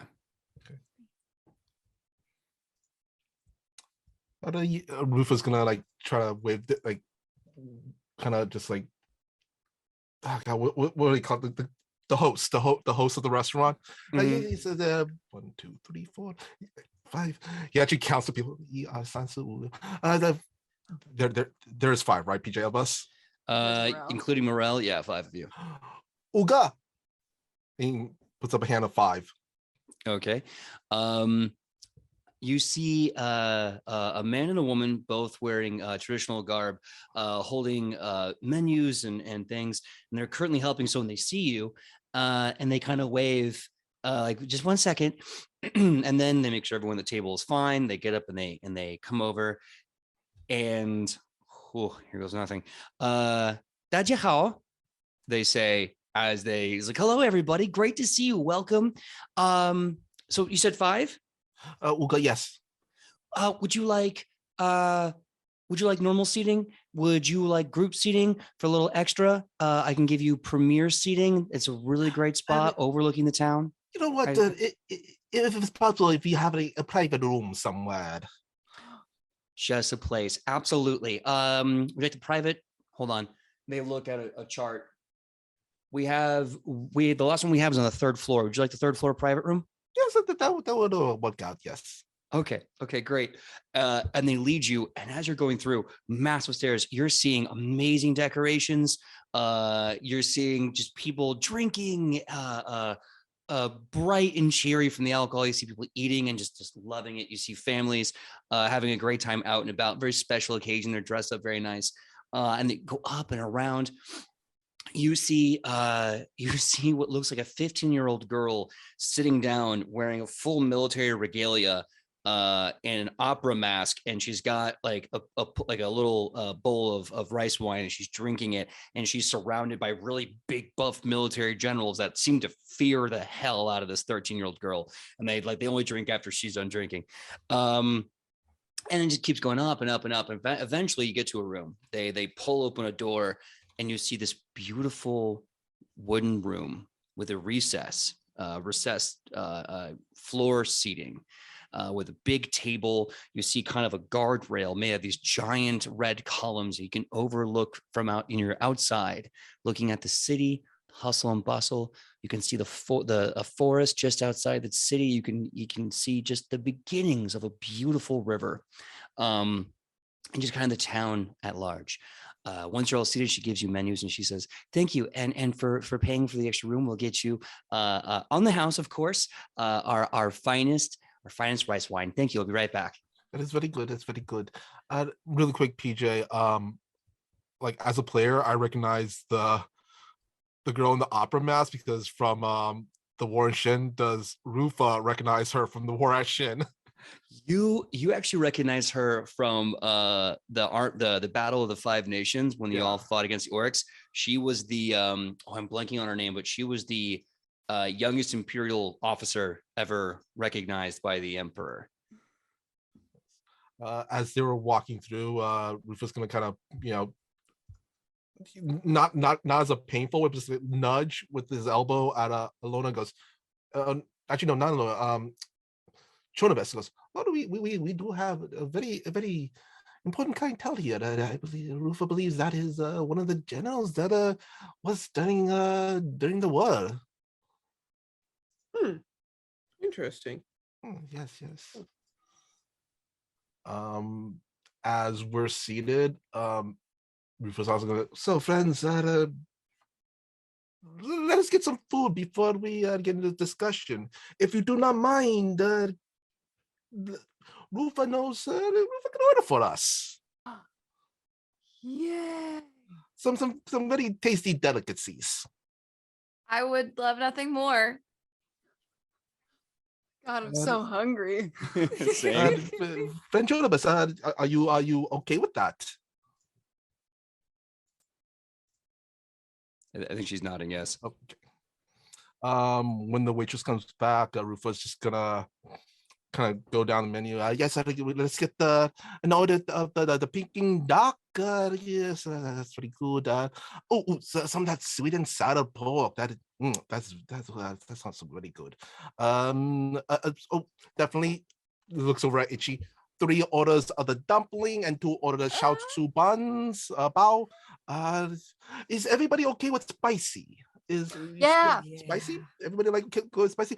Yes. An order of the mapo tofu and some lo fang.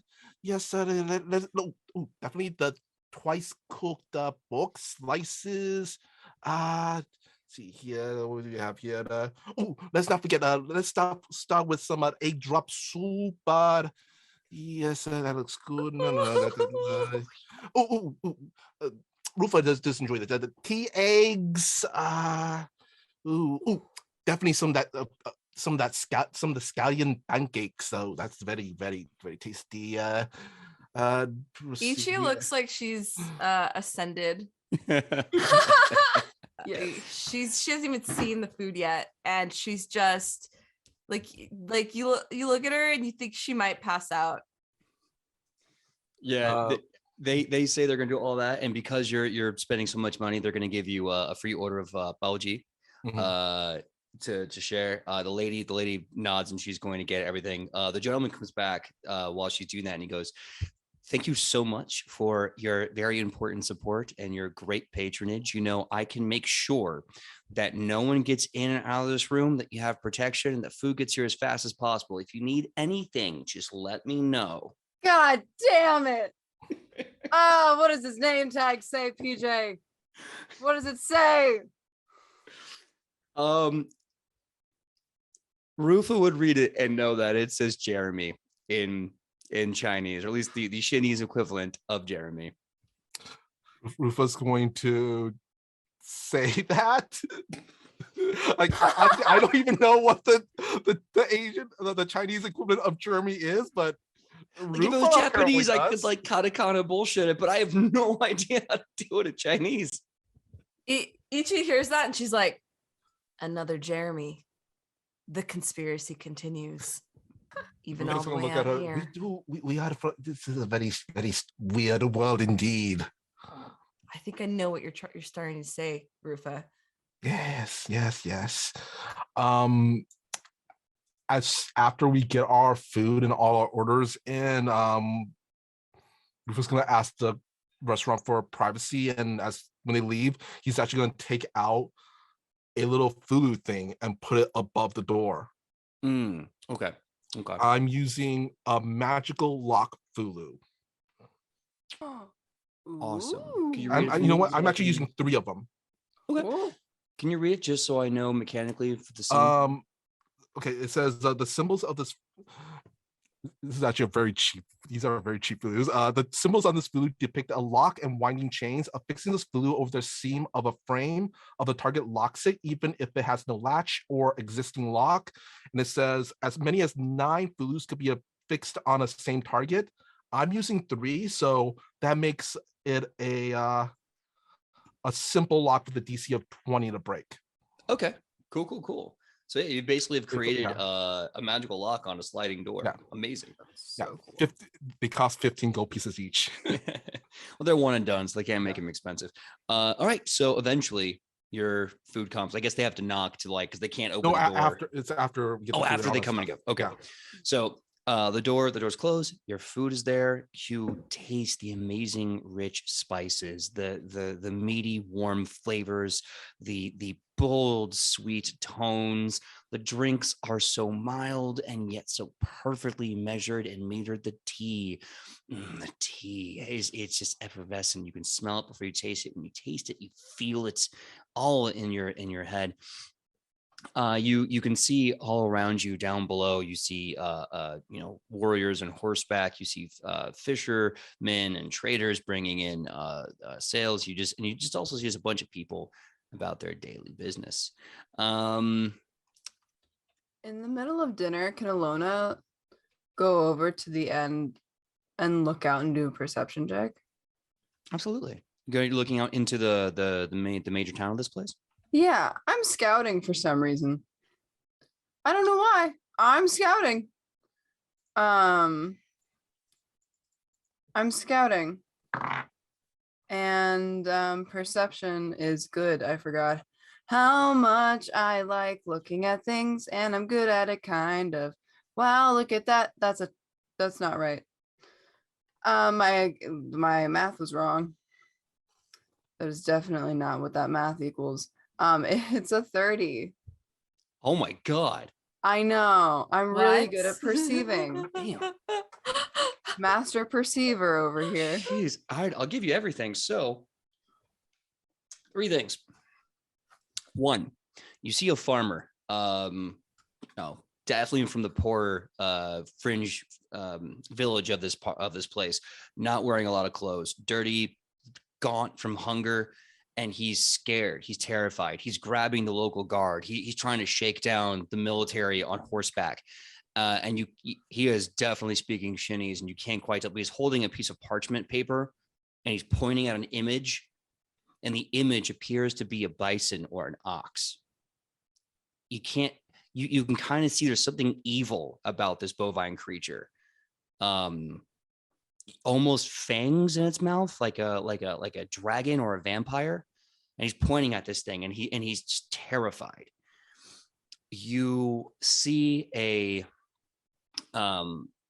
entourage of women from around the world, even 2 that you recognize back in Agrippa upon a Bear. They were the elven Fey clerics, especially the elven Tsuzuku woman who's got the kick-ass like side shave, like afro mohawk, the really cool eye makeup, and the 2 drumsticks as her weapons. You Mhm. also see wearing this beautiful ornate gown, a kind of full-faced, heavy-set woman with this really big instrument case, and you can tell she's speaking common. She's just like being crass and rowdy, and she's like, "Yeah, after this, let's go get a couple of drinks and see what kind of madness we can get into." Am I right, ladies? And they're all laughing, and everyone just seems to be in awe of this woman, the Chinese woman carrying the big case. And the last thing that you note is a carriage pulls up, stops. It's a dark carriage, black. No one gets near this thing. The horses that pull it are strong, proud. They have very fancy bridles and reins. And this black carriage pulls up, waits for a few seconds. And it's almost like the minute you can instinctually feel like something in that carriage is looking at you, and just a moment of awareness, the carriage just pulls away. Ooh. Ooh. Uh-oh. Ilona goes back to the group and starts continuing to eat, and then she's gonna give him this information later. But then she kind of like looks over at Rufa and kind of like elbows him a little bit, like, hey, bud. Like this, like looks at him and like looks at the rest of the party and goes like,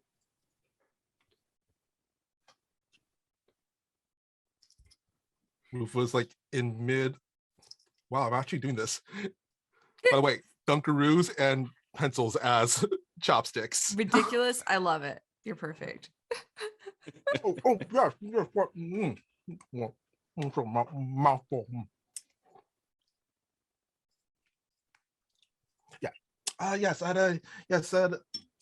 As we, the main purpose that we are here is to find our wayward Tobias and the whole prophecy thing and all that stuff.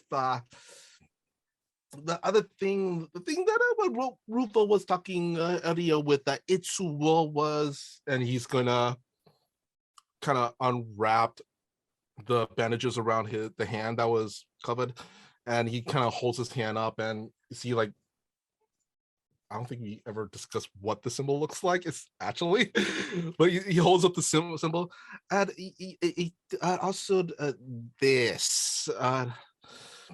None of us except for Alona's ever seen that, right? yeah, it's true. What's that? It's a little something that oh god, PJ, really quick. This is before, like during the war or after the war? The symbol, you got the symbol in Osmacon. This was during the war. Oh yeah, a little souvenir from during our travels in Asmakan. Did you like get bit by like one of those really big mosquitoes? And thankfully no. Also, Rufa made sure he had a little aloe just in case for those situations. But no, this is apparently Rufa when we were at the library at the Platinum Hammer, and also from Femalona. Apparently, this is a symbol of the of Salvamont, the survival and instinct divine dragon god type thing. That You have a dragon god tattoo? That's so cool. Yes, That's cool. According to the Lord, he fell to the dragon. When he fell to the planet, the land that we are actually on was formed, and according to myth, that we are actually upon the back of Salvamont right now, where Shin was formed. This was also the divine dragon goddess that taught the people how to live, and Wow. you think of this as oh god, real quick, PJ, what's the name of that nature god that we had with Nadir? Nadir? Yes, it's very similar to Nadir. Oh, that's a really cool tattoo concept. Why is it such a big deal, though? Yeah, Why wow. didn't you show us before? It's not a tattoo. It is the actual divine monarch. And Rufa What? wants to get rid of it. That's bad, Rufa. If Rufa has learned anything, especially during our adventures, being mocked by anything like a god, goddess, a divine thing, usually does not pan out very well. Have you asked the monkey to get rid of it? Not yet. Honestly, Rufa does not believe even some. Honestly, with how things are going, especially with the day Rufa has, Yeah. the Sun Wukong will probably turn his arm into a banana or something at this point. Oh, you're right. You're right. So you don't believe that he will help you. For a second, I thought you were gonna say you don't believe in monkeys, and that's seems illogical. But okay. So how are we gonna get rid of it? Rufa just being like, All right. Maybe, did you see any of these? Yeah, Alona, like what's you have an idea? Did you read a book about this someday? Not necessarily specifically about the dragon gods. There's a lot of information, but a lot of the dragon lore is very we don't have a lot on the Alphon continent, or in like Acadia, in the Acadian area. But what I do know is that it was a mark to bring him home. Now it hasn't disappeared since he's been home, which means that there's something else that we probably need to do. But basically, I think it was a call to come back. I don't know why, but yeah. Yes, Rufa very much doubts that hot water and soap would remove this at this point. I'm sure you've tried. Oh yes, the water was very, very hot. No, God, it burns off his hand. But actually, PJ, could I do like, could I examine his marking to see if it's changed like literally at all since we've arrived on the continent? Actually, like a medicine check maybe, or what do you think? Yeah, if you're trying to check to see if it's lessened or worsened, you can make a perception check for that. Okay. Ah, good. I hope I do also very well on this. I don't do as well, but still not horrible. Yes. Not a 30, but close. It is a 26. 26. Yeah. Yeah, you kind of take a look at it for a bit, and you kind of like put in the light, look at it outside the window. It's definitely gotten bigger, and it's starting to actually visibly like throb, like a heart almost. You don't feel it, but you can look at it. It's kind of. Oh no. Oh God. Oh. That's out loud. And Lona looks at Rufa's hand and she's like, well, okay. Rufa, do you we didn't really get into this, but who did anyone give this to you, or did it just appear one day? Because it's not looking good, buddy. Rufa kind of looks at it. Yes, it would put a clamp on things, especially when oh God, I'm blanking on his name. Especially when we honestly, Rufa has a game of handball scheduled with Master Dominus when we do arrive back at a Fun Prime, and this would probably not be would not help. You have a game of handball with Master Dominus? Yes, handball. Yes, you hit the ball, you hit against the wall. It's a very. At Rufa's age, any kind of good exercise to get the blood flowing is a good thing. I'm sure your blood will be flowing very hard, Rufa. Anyway, yes, that would be very not good for handball. We need to figure this out sooner rather than later. So, Rufa, do you have any person that you know in this area that might be able to give us some more insight on your mark? Really quick, PJ. I'm looking at my notes, trying to figure out when was it given to the mark was given to Rufa as a thing, or just appeared one day? The mark was you were in that hidden temple in the middle of Osmocon, and I think you got stranded for a bit at one point. It was just after you met Sun Wukong, because when he saw it, he recognized it, and he told you, "Yeah, you're marked by the gods." Like, haha, sucks for you, because that's Sun Wukong. And so it happened basically like right then and there, like right away. Rufa goes, yes, yeah, if memory serves, this is actually, honestly, this is actually when we were at Asmakan, and when Rufa met Sun Wukong for the very first time. You know what, Luna? Rufa thinks you are right.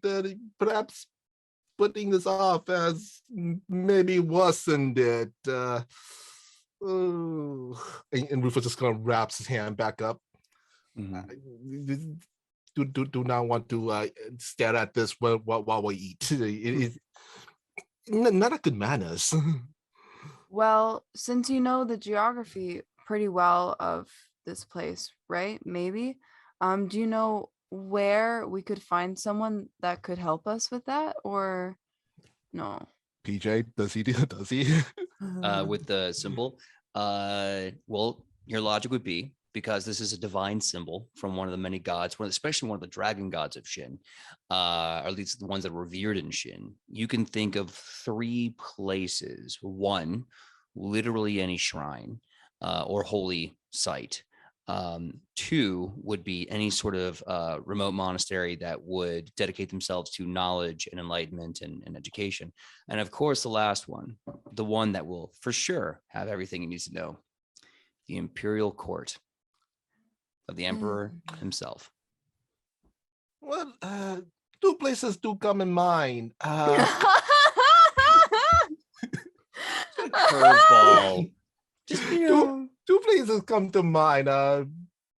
We could ask one of the monks, perhaps in one of the local shrines.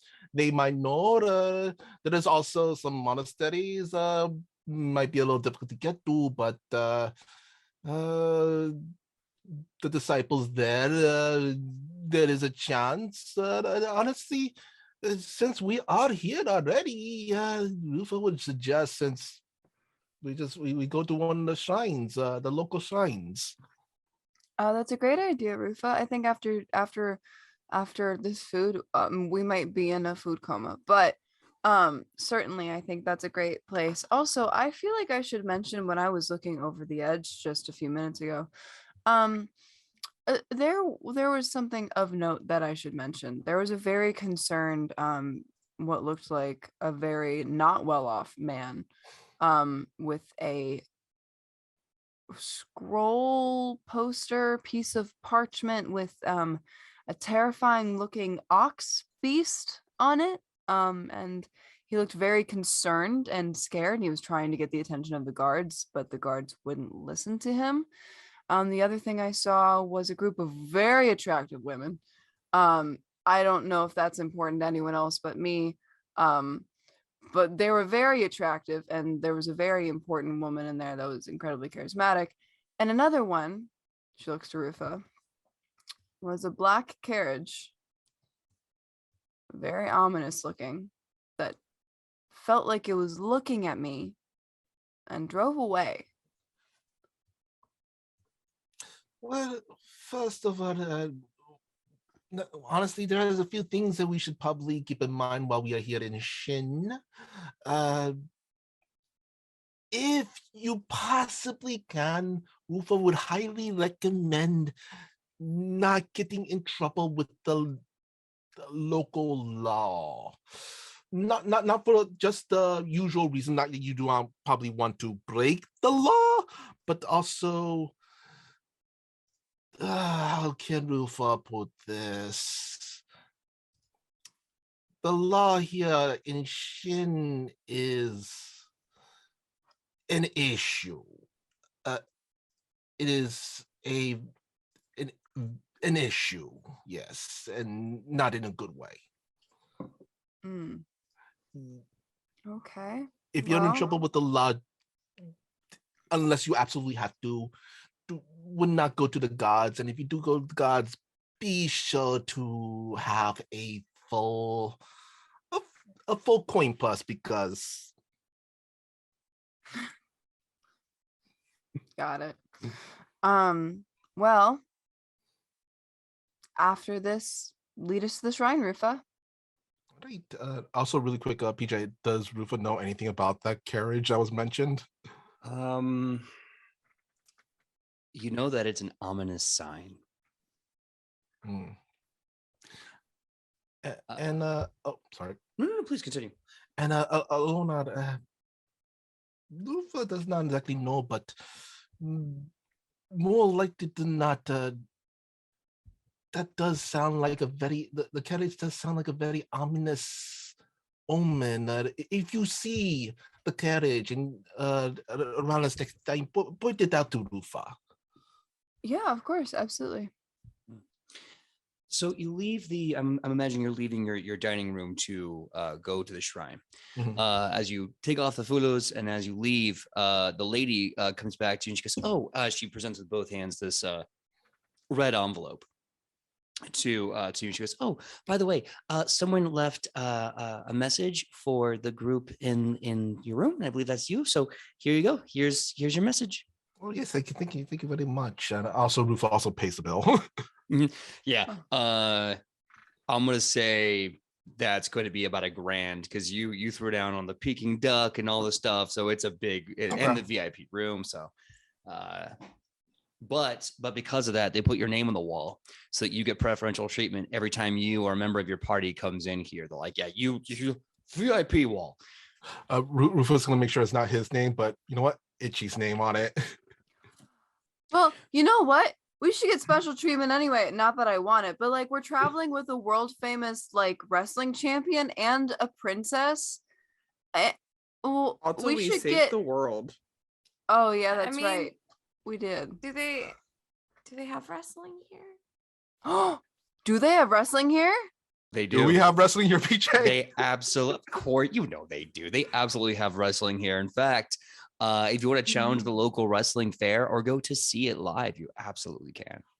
Quick question: what kind of wrestling? Like, is it like like the Japanese, pro wrestling thing, or like a Mongolian wrestling, sumo? You're definitely going to get. It depends on how you want to be entertained. If you want to watch like the real traditional like Shinny's grappling stuff, the actual like martial arts competitions, like the fights, those happen at night.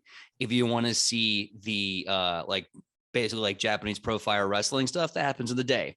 But they definitely have both. Nice. Rufa's just gonna make sure his name isn't on anything here. Yeah.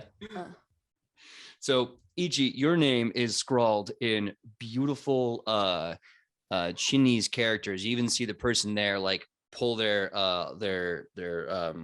robe aside, dip the pen, and they start writing your name in brushstrokes. They kind of think about it for a bit because the translation is very difficult to take out of character Aztec language and translate into a Chinese character. So they're struggling, but they get it. And there's your name in beautiful script up on the wall. Wow. I've never had my name in a restaurant where I didn't have to eat a giant burrito to get it there. This is cool. Thanks, Rufa. Oh, no problem, no problem. Oh, and let's see, one second. Sorry. Mm-hmm. No death. Do not die. Not in my household. You die outside this Sorry, property. excuse me. Sorry. Went down the wrong pipe. Before we actually go into the tavern, we also finish the party. And also, well, before we go to the shrine, but we should also probably figure out the main reason why we're here. Also, the intern. Yeah. Mm. Absolutely. Oh, we are absolutely going to try and find Tobias, and we're going to try and help him. But also, you can't help other people if your hand is messed up. And what if it gets worse? It'll totally overtake your arm and your body, and then we can't help a friend. So we need to help you, and that's how life works. I think I know that one. Banger. Thanks. Honestly, like now that we hear what do we do? Like, do we put up posters with the boy's face on it or something? Or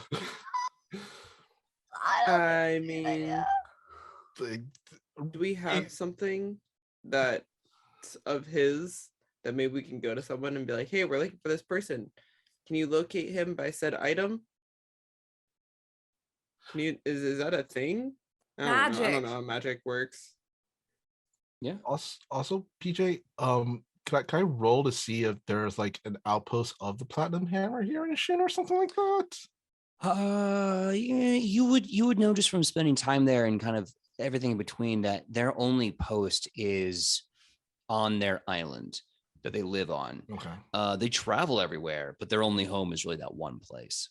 Hmm. So you're given a red letter, by the way, a red and golden letter envelope, I should say.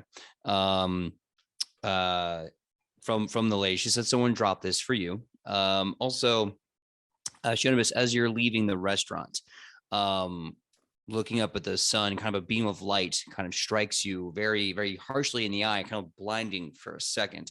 Adjusting to the blinding light, you see appearing in your hand almost a piece of paper, a document itself made out of light, made out of sunlight and rays. You're holding in your hand this paper out of nowhere. What the fuck? I'm going to like see if anyone else noticed.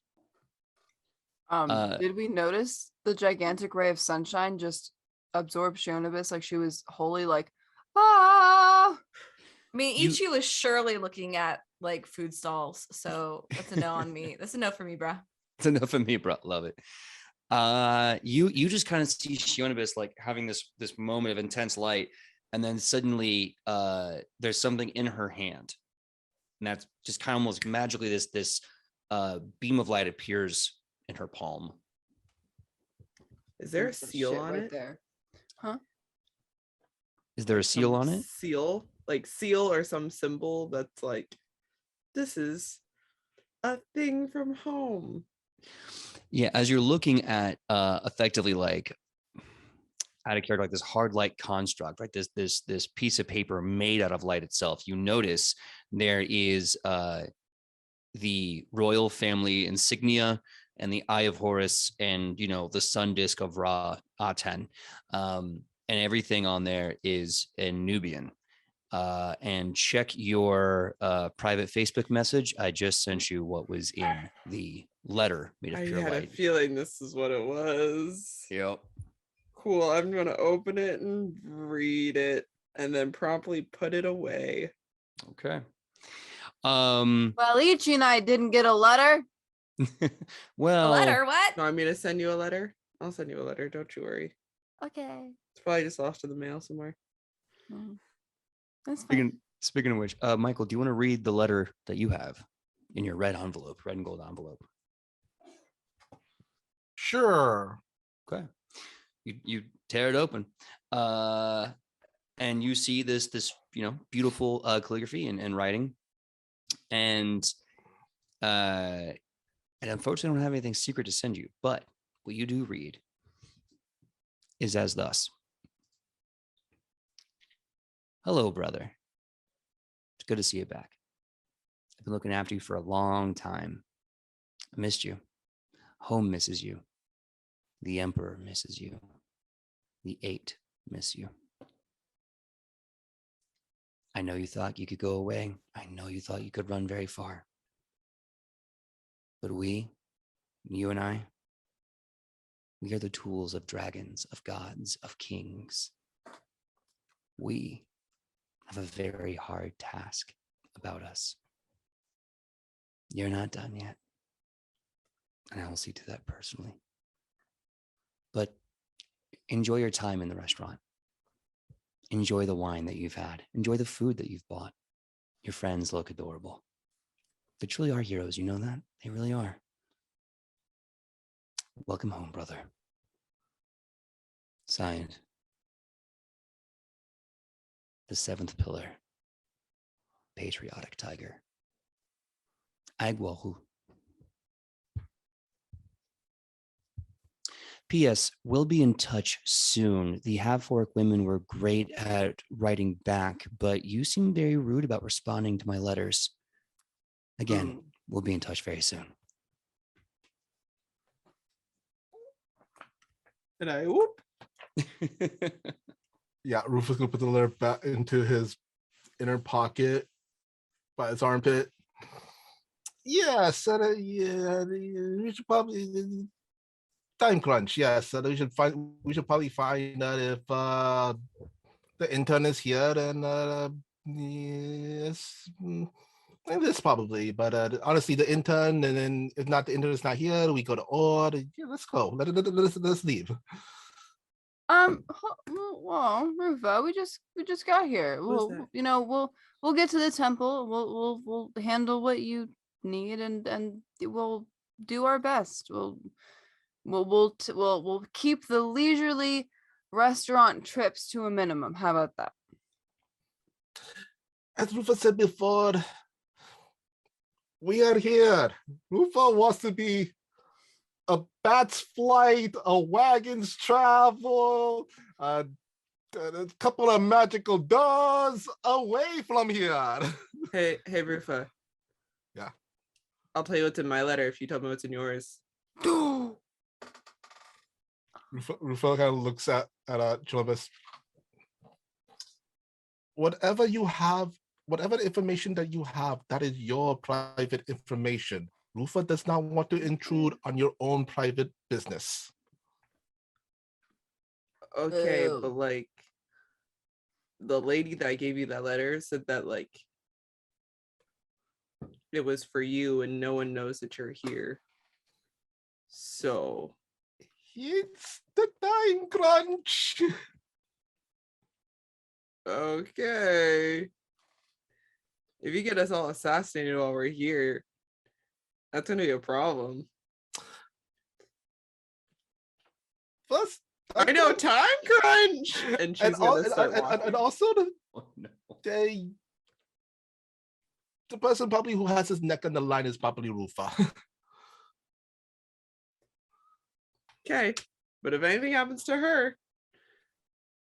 and she's gonna point to Alona, and she's gonna take a step closer to Rufa, you're not making it out of here alive.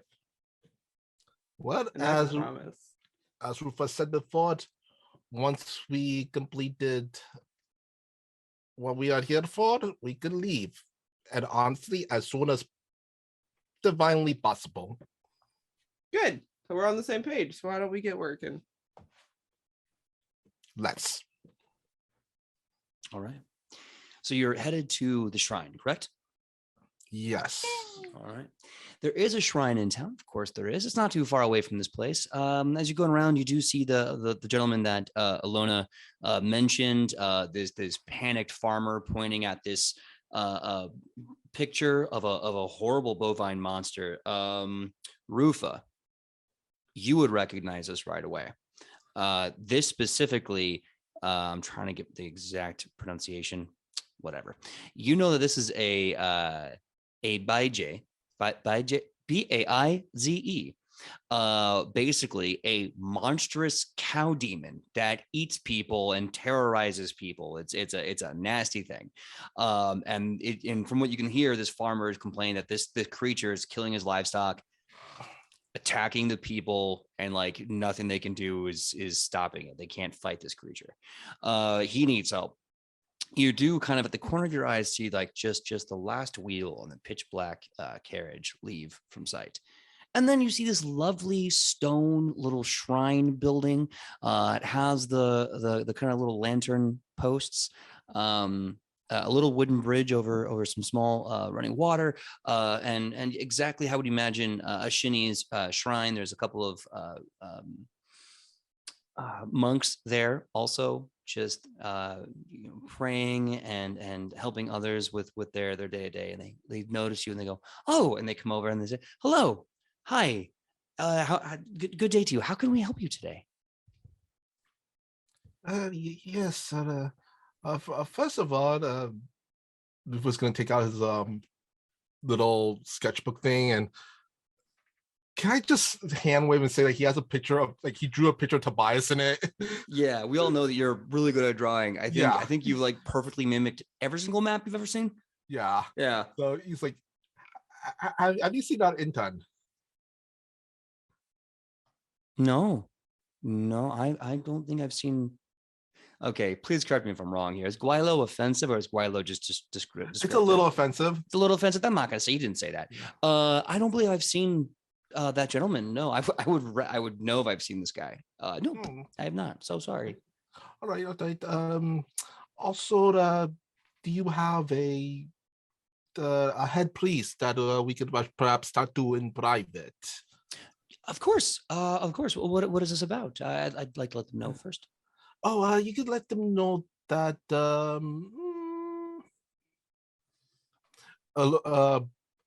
kind of looks at Lona. The divine matters. We are here to inquire about a symbol of Salvamat. Oh. Did you have a copy of it that I can look at? It would be better if we talk to the police. It is a very personal matter. Yes, a very personal matter. Oh, okay. Well, sure. It's a matter that seems very attached to us. Hold on. Yuck, He's yuck, not yuck, stupid. yuck, What yuck. am I doing? Hold on. Okay. You see, he kind of nods and goes, oh, okay. Well, in that case, since you'll be going to the inner sanctum of the shrine, I will have to take you personally for, you understand. Please come right this way. Everyone else, please enjoy your time here. If you ever have any questions, prayers, anything else, please let us know. If possible, Rufa will feel much more comfortable if the friends are a support circle. Give me a diplomacy check. Come on. We're his Can I bodyguards. aid? Yeah. Sure. Yeah. Can we do Can I that? do it intimidation? Ooh. I mean, if you want to make that I do choice, want to be his bodyguard. okay. That's what I'm going with. Can I roll to intimidate too? Sure. Absolutely. Ichi, what are you doing? Ichi, I'm not sure what Ichi's doing currently. Mm. Were you rolling to intimidate? Uh-huh. I have a hero point, right? Oh, Okay, yeah. I know what Ichi's doing. She's gonna stand behind Alona and look intimidating without Good. Alona seeing her. All right. So what I have here is one person using diplomacy and three badass women, just like Charlie's Angel posing behind him to intimidate. I mean, I'm not saying that's what's happening. I just found that funny.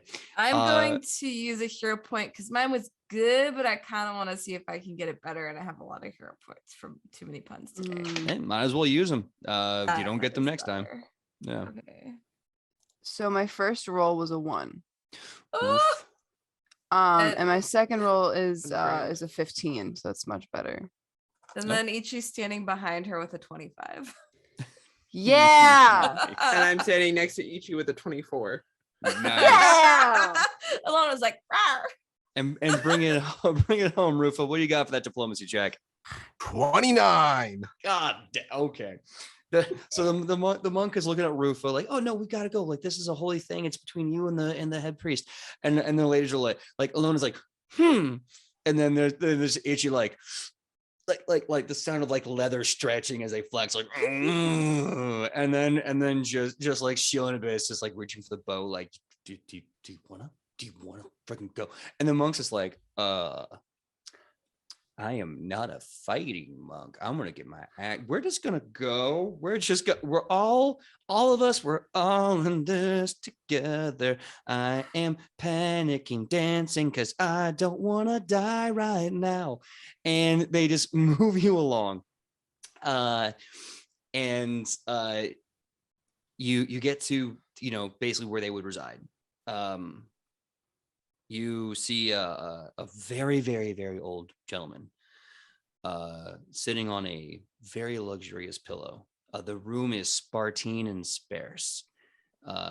Long flow of beads, and they're in the middle of praying. You can see because they're kind of counting and they're kind of repeating the prayer to themselves. They stop with your presence, and in Chinese, Rufa, you would know this. The monk says, "Master, we have someone who has been attached to a holy symbol, and we think this would require your attention." And then the old man says, "Thank you. You can please go." And they leave. And then he says, "Oh, please close the door behind you. I need my privacy." So the door closes. You're all in this room with this older monk, and you just see this smile immediately greet you, and these heavy eyes, heavy eyelids, and there's these big bushy eyebrows. And he looks up, and he's that kind of old where he shakes when he's sitting still. You know what I mean? And he looks up and he goes, "Hello. Please be calm, be comfortable. Have some of my pillows. I just keep them for guests. I hear you have a symbol to show me. I would like to see that if I could." Yes, and we do have a symbol. And if possible, if we could get rid of it. And Rufus slowly like unwraps the bandages around his hand. Yes, then if we could, like, way with it. Yeah. The old man, with a surprisingly firm but soft grip, grabs your hand and pulls it down, and he kind of puts a hand on your forehead and goes, "No, no, no, no, no, no, no, no, no, no, no. You're afraid. It's okay to be scared. You don't have to be scared. I'm just gonna look at this."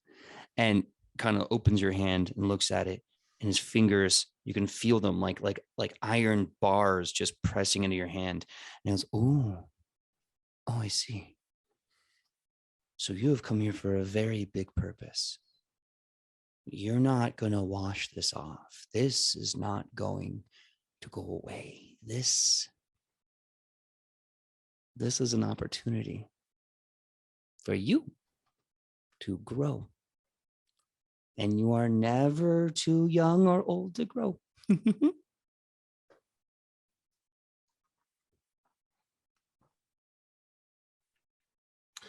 Rufus gonna turn and look at Alona and Mousewood. He are here. Rufa wants to be very, very far away from here. Ilona cuts in. Excuse me, it's very nice to meet you. I don't mean to interrupt. How is this an opportunity for Rufa to grow? Oh, well, you see, Salvamat is the goddess that gave us a home, taught us how to live here. She is the reason why we are here. We thank her for everything, just as the dragons of heaven and the dragons of this plane. We thank them. And she understands that sometimes, in order to survive, people have to die. And I'm not saying you're going to die, but you are going to be challenged for the land. You're going to save our home, our land. And then maybe the symbol will go away. how is your land in danger? I'm sure your friend here has warned you about some of the guards, the corruption of the court, the problem with the emperor, the problem with the dragon and the tiger. And maybe he hasn't. But the land is beautiful and strong, but sad. And we are confused. We don't know what we need for peace. And there is a great strife that we must overcome. Ilona looks at Rufa. Yes, he's told us all about it. Oh, All of that in great detail. He's told us everything. Isn't that right, Rufa? Rufus gonna have that kind of that look of a kid who got his hand caught in a cookie jar. This old man looks at you and goes, I told you you were afraid. You don't have to be. Being afraid and alone is just as productive as being cold and hungry and refusing to start a fire. You're wasting your time.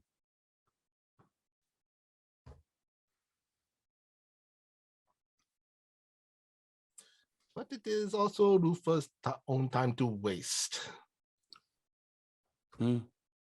This could be.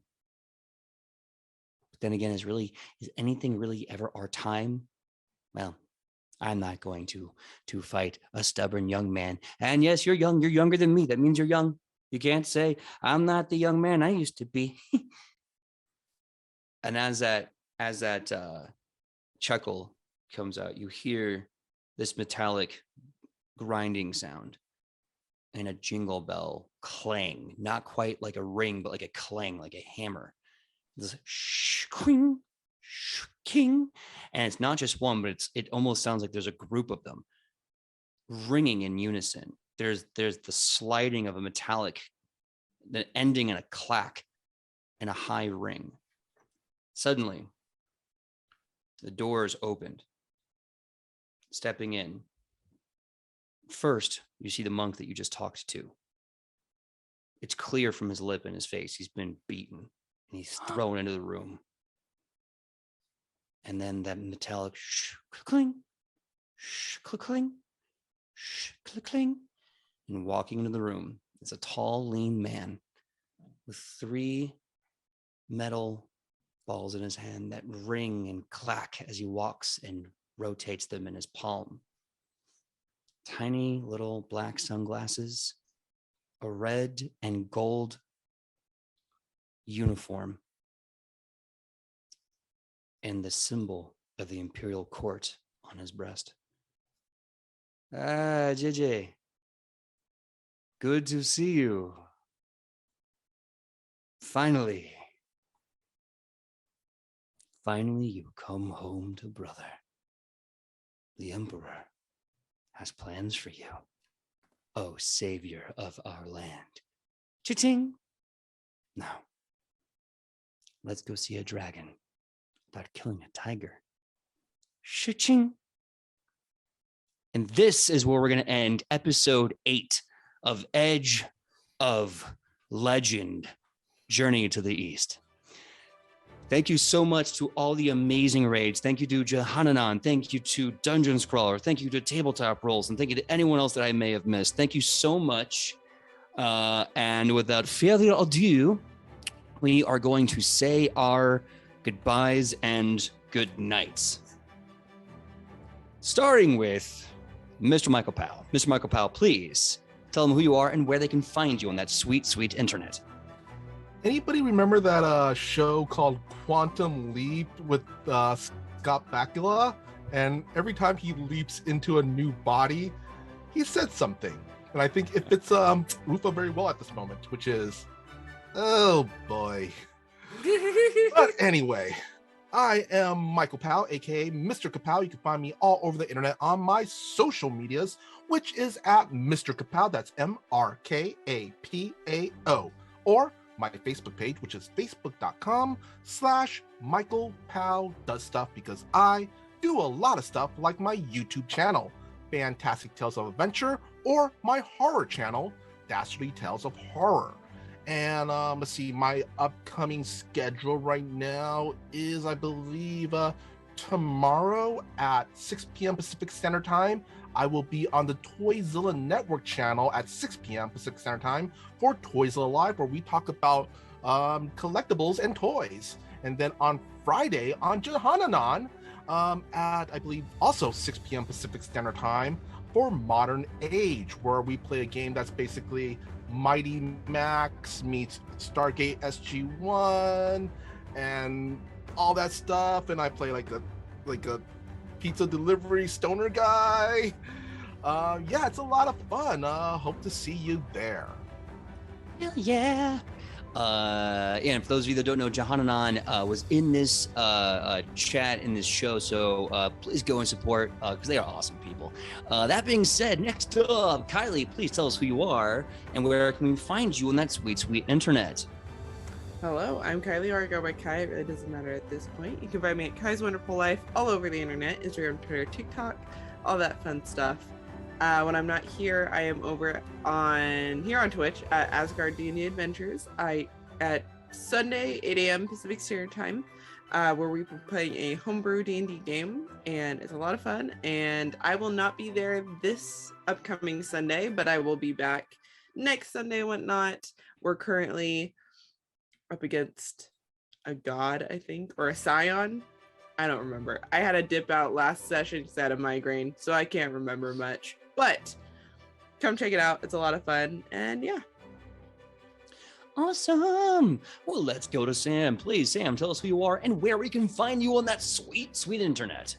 Well, hello, I am Sam Sterling, and you can find me all over the internet places as Hey Sam Sterling. I got the Twitters, I got the TikToks, I make bad jokes. Yeah, that's about it. Come check me out. Oh yeah, do it. They're awesome. They're brilliant. And they're amazing. So you should go support that. Next and certainly not least, Sidney, please tell us who you are and where we can find you on that sweet, sweet internet. Hello, my name is Sidney Rubino. You can find me all over the internet at Sidney Rubino. That is TikTok, Instagram, and Twitter.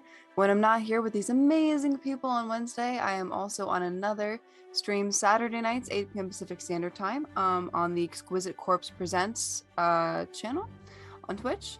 It is a D&D 5e homebrew that's very post-apocalyptic, punk, neo-core, gay, all of those descriptors together. It's a lot of fun, and we're entering into some very interesting combat right now. So if you want to check that out, come join me over there on Saturdays.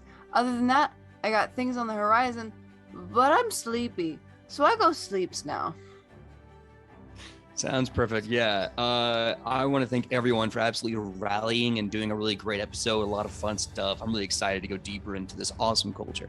That being said, I'm doing sleepy, but you know what? We rally. So my name is PJ Megaw. You can find me all over the internet at pj.megaw, Facebook, Instagram, TikTok, Twitter. Come find me, confirm me, and let's have fun. And when I'm not here with these absolute legends that I love and adore, you can also find me same net time, same net channel here, 8 to 11 Monday nights for our new secondary show, Wayward Arcadium, a collab with Goblets and Gays, and it is an awesome gay chaotic campaign with a bunch of adventurers going to college in Galarian to their Economirium. They just had their first field exam where they go to a sewers, do the thing, where you fight rats in the sewers, and it got crazy. That being said, this Friday night, so 2 days from now, I will be with Wes_IRL on Wes_IRL for Yeet for Initiative, where I play one of the fan favorite NPCs, Ryak, and we're just going to start a revolution. So come check us out Friday night, 6 p.m. to about 10 p.m. as we kick some ass. And if you really want to double dip a dose of PJ, also come see me play the Gangrel Primogen for about an hour Friday night before it. On I believe Ashley the Bard channel, so come see that. And one last thing before we go. The time has finally come. The eastern wind blows cold and the cackles and cries are on the breeze.